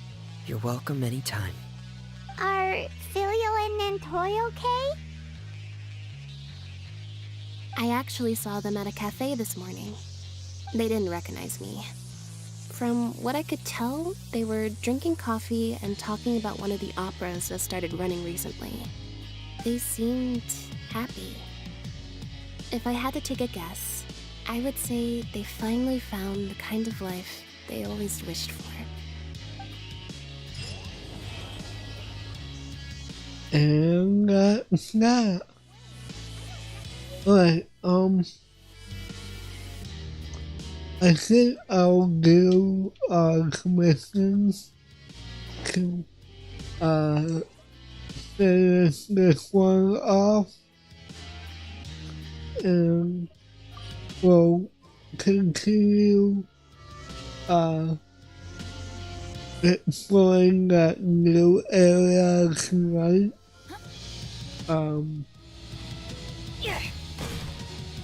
How do I get up?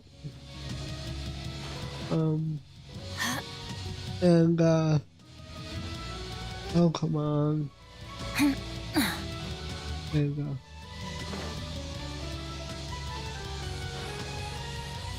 Ah, damn it.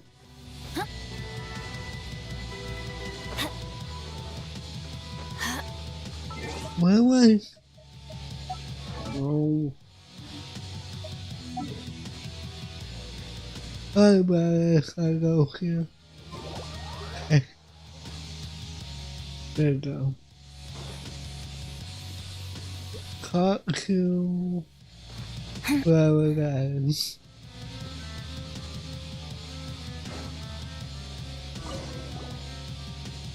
The number of sets can increase again. Oops. I need to put the fly out into deeper waters. What am I guys do after go out now? What are you up to? Hello, pleased to meet you. I'm Rina, a journalist specializing in reporting on environmental issues. I'm putting such fish fly into the waters. And why are you doing that exactly? Do you know about weaknesses? No, hello.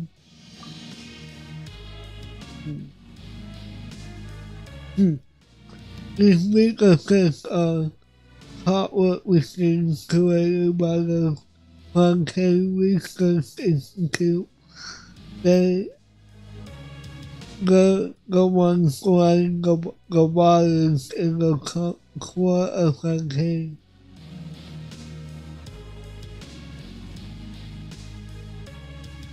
A water body usually has a balanced ecosystem where various fish and other creatures live together within a stable order. This order allows them to grow and thrive. Even though this order is sometimes disrupted, men say people come to fish when invasive species are introduced. Sometimes the water also shifts, causing some fish to leave these waters.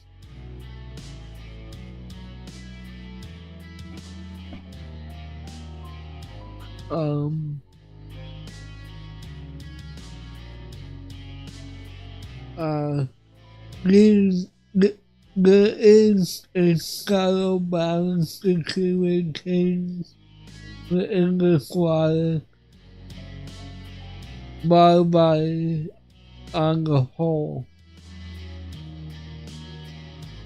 But everything turned into a complete mess ever since those idiots at the Institute created the Metacist. They promote them as tools that keep the water clean by removing trash and other assorted items in the water. Nothing less, they say. At first, that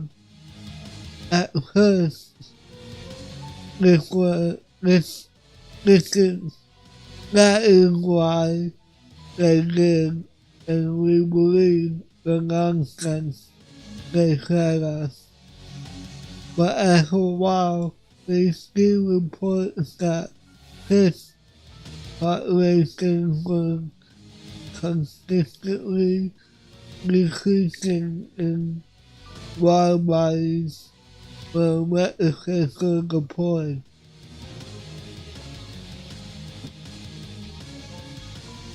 That's when we realized that the Metacist labeled our fish as trash when doing the cleanup work.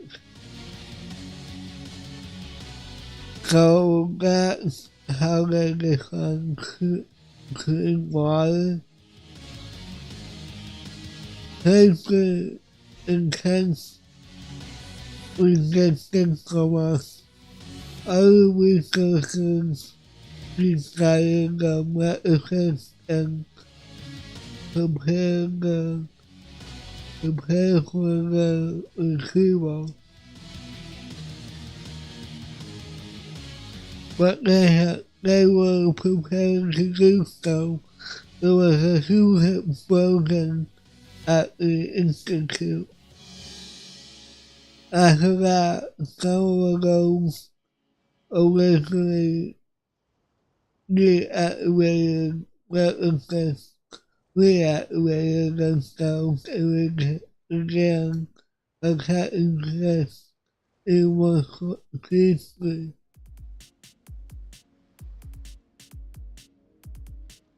What do you think? Hold on.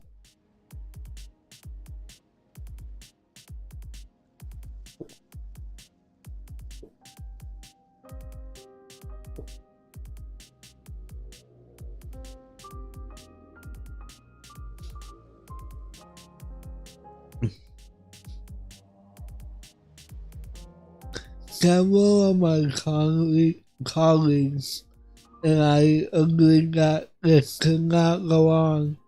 If the Metacist are left to run amok, they will bring calamity upon the aquatic ecosystem. So, with the help of several environmentalists, we plan to place several fish flies in various water bodies and cultivate new batches of fish throughout two artificial means.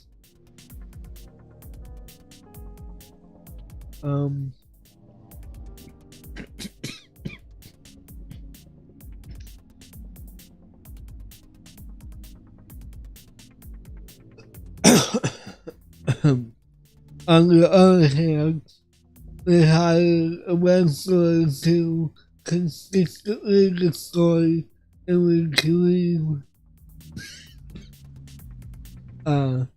Metacist, thus forming a two-pronged approach to protecting the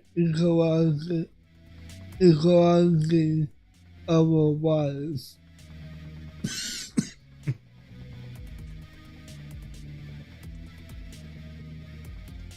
Thank you for your praise. I know this doesn't sound like something a journalist should be doing.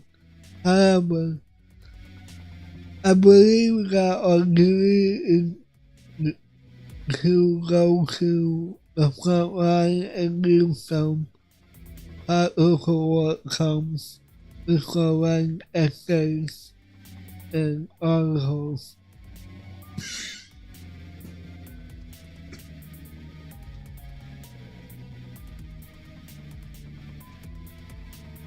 Also, by doing frontline work only by doing frontline work can we attain the trust and most accurate information which we with which the best report can be written. Wow, this report is really impressive. But can I do to help? Well, this is a kind offer. My guideship is currently non-functional, so I can't go on the water to the seaweed fly fish line. If you don't mind, could you go down and do it for me? Shallow or deep zones don't matter. Alright. I'm counting on you.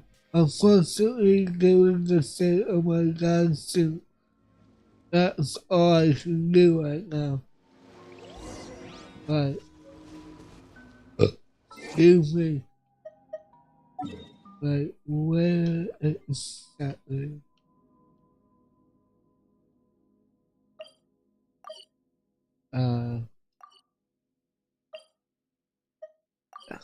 There we go.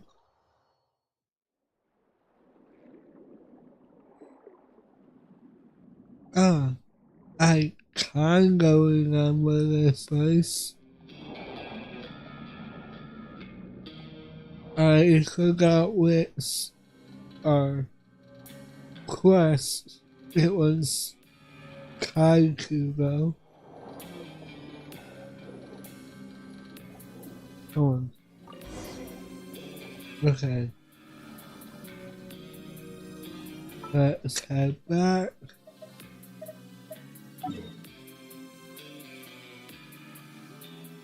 I am looking forward to checking out that new area though.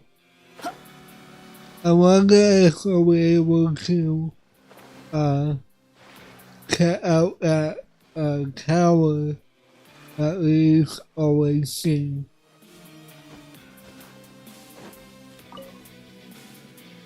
Have you helped me place the fire into the water?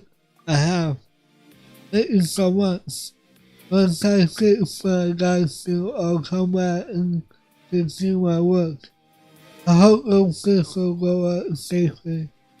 Don't worry, I prepare my main species of fly for all sorts of water in different environments. The mask that you placed earlier was chosen specifically for this reason. I'll place a few more masks, and then the rescuers behind will come over to and clear out the mattress in the area. I believe that mask will grow up healthy and restore the ecological environment in this area. Once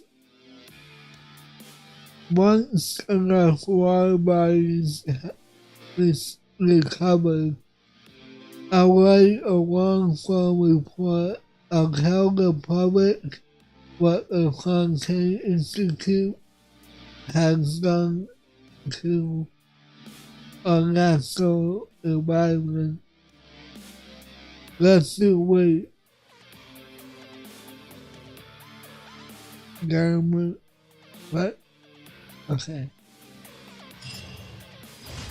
Right. Let's go to the next one. Okay. Here is a new boss too that we can unlock.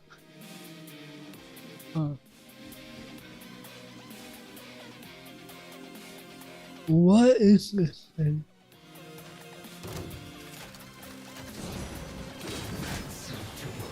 I don't recognize this. How?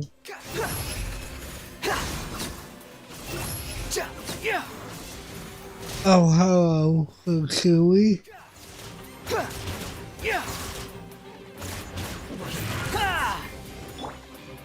No sword. Wow. Let's get it on.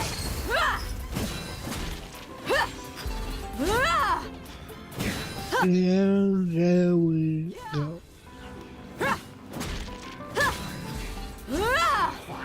Hey, I probably need that for the Knave if I get her.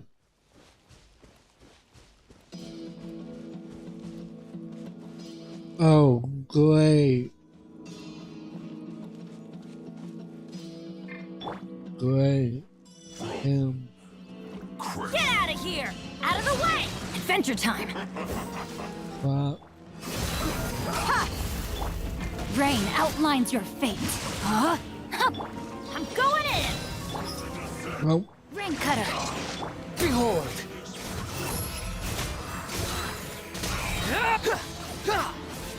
Nice. Okay, that is cute.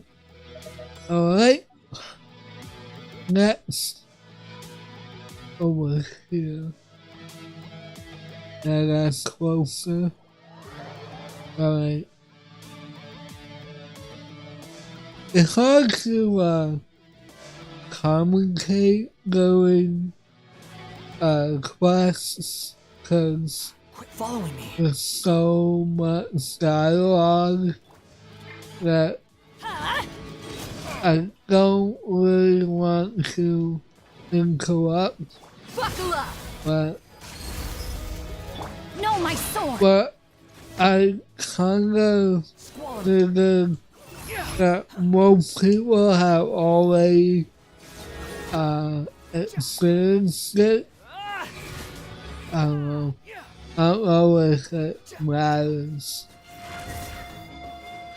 Cool. Huh. You even want this? Nice. Ooh, I got more primos. I need to check how much I have. Probably not a whole lot though. Take cover! Adventure time! Teamwork is strict! Behold! Alright then.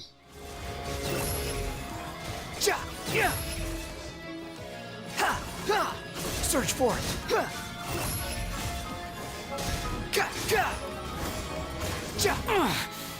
Ow.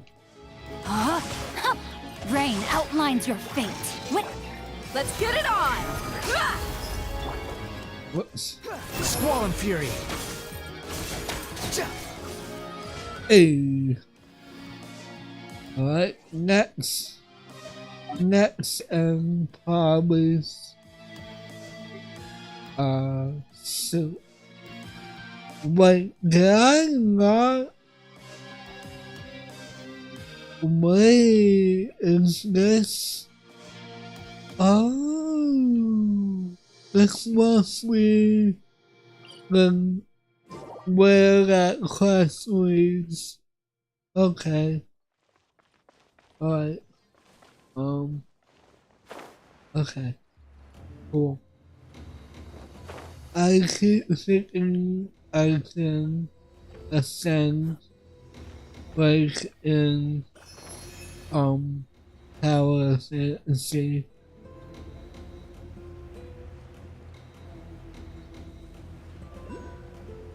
Destroy all of the bullet bombs.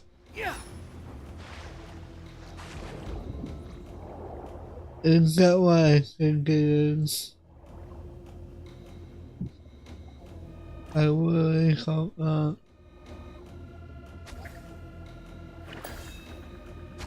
Okay.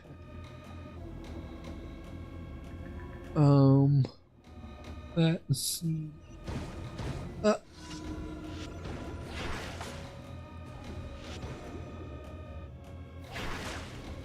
Come on. That's not working. I hate underwater. It's so annoying.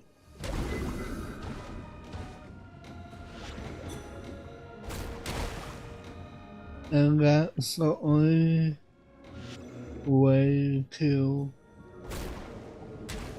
do it. With this one.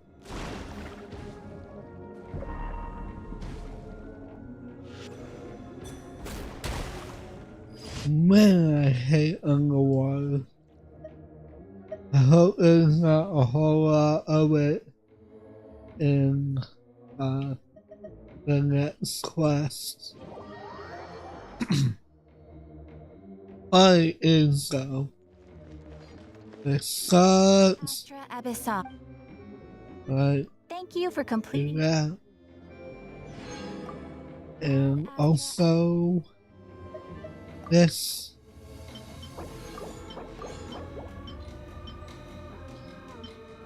Oh, I thought I didn't need to. Huh. Now it works. Let's see what Sun King has.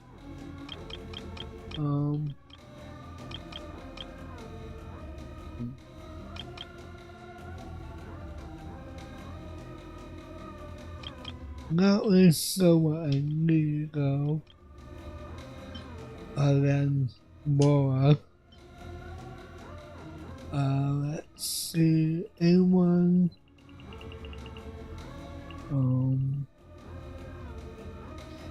Nope. Okay then. So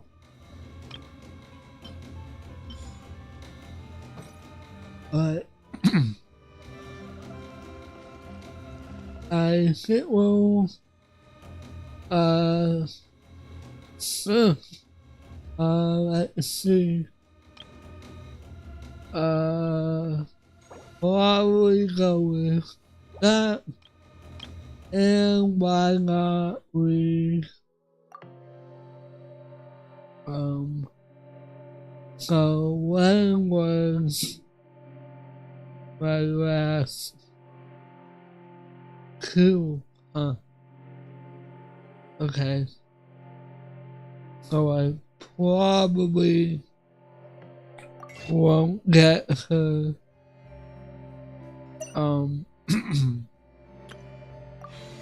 right away.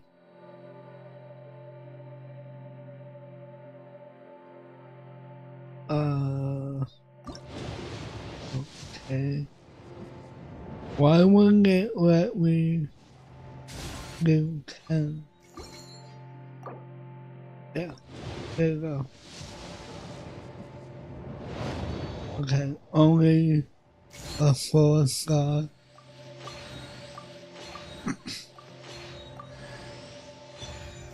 Okay, I got one that. Cool.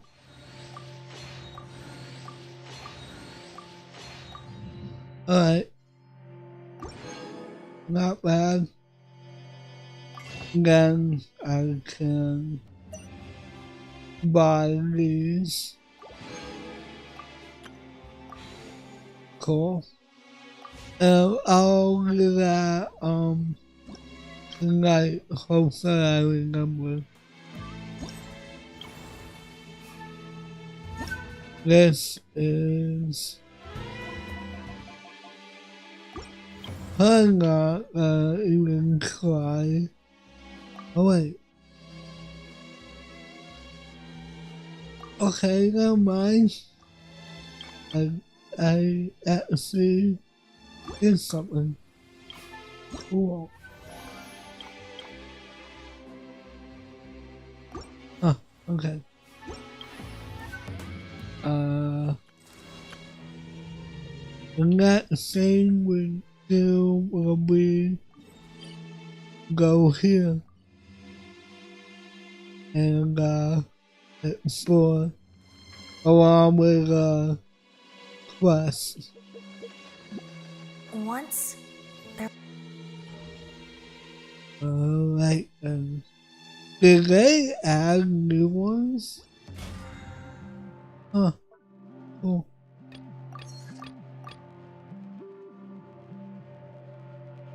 Cool.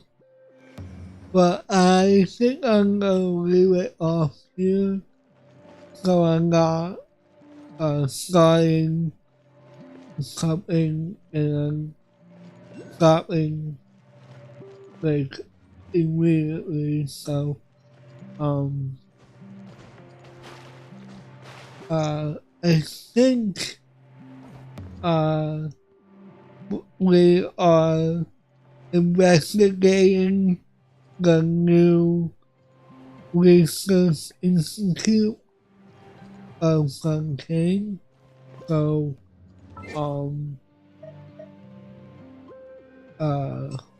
you know my good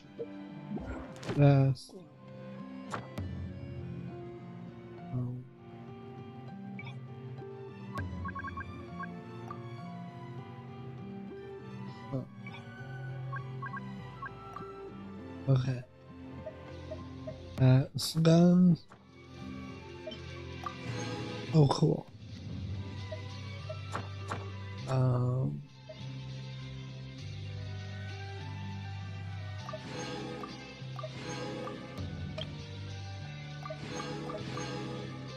Huh. I guess they set me back, I guess. Once you reach Wrestler Link 40, you can click challenge, clicks the wins to the wrestler hammer in single player mode. Huh. Huh.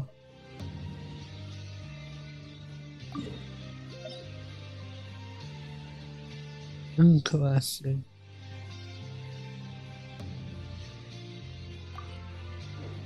Anyway. Yeah, but I got revive. What's his face? That's not what I was doing.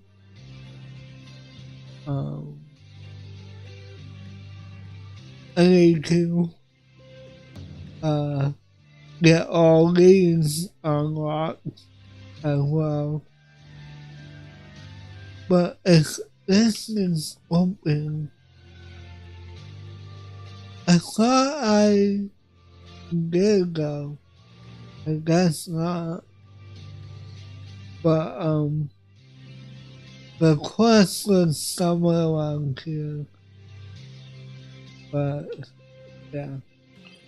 Anyway. But I just wanna thank everyone who came out today and hung out. I wanna thank my workers as well. I'll be back again tonight.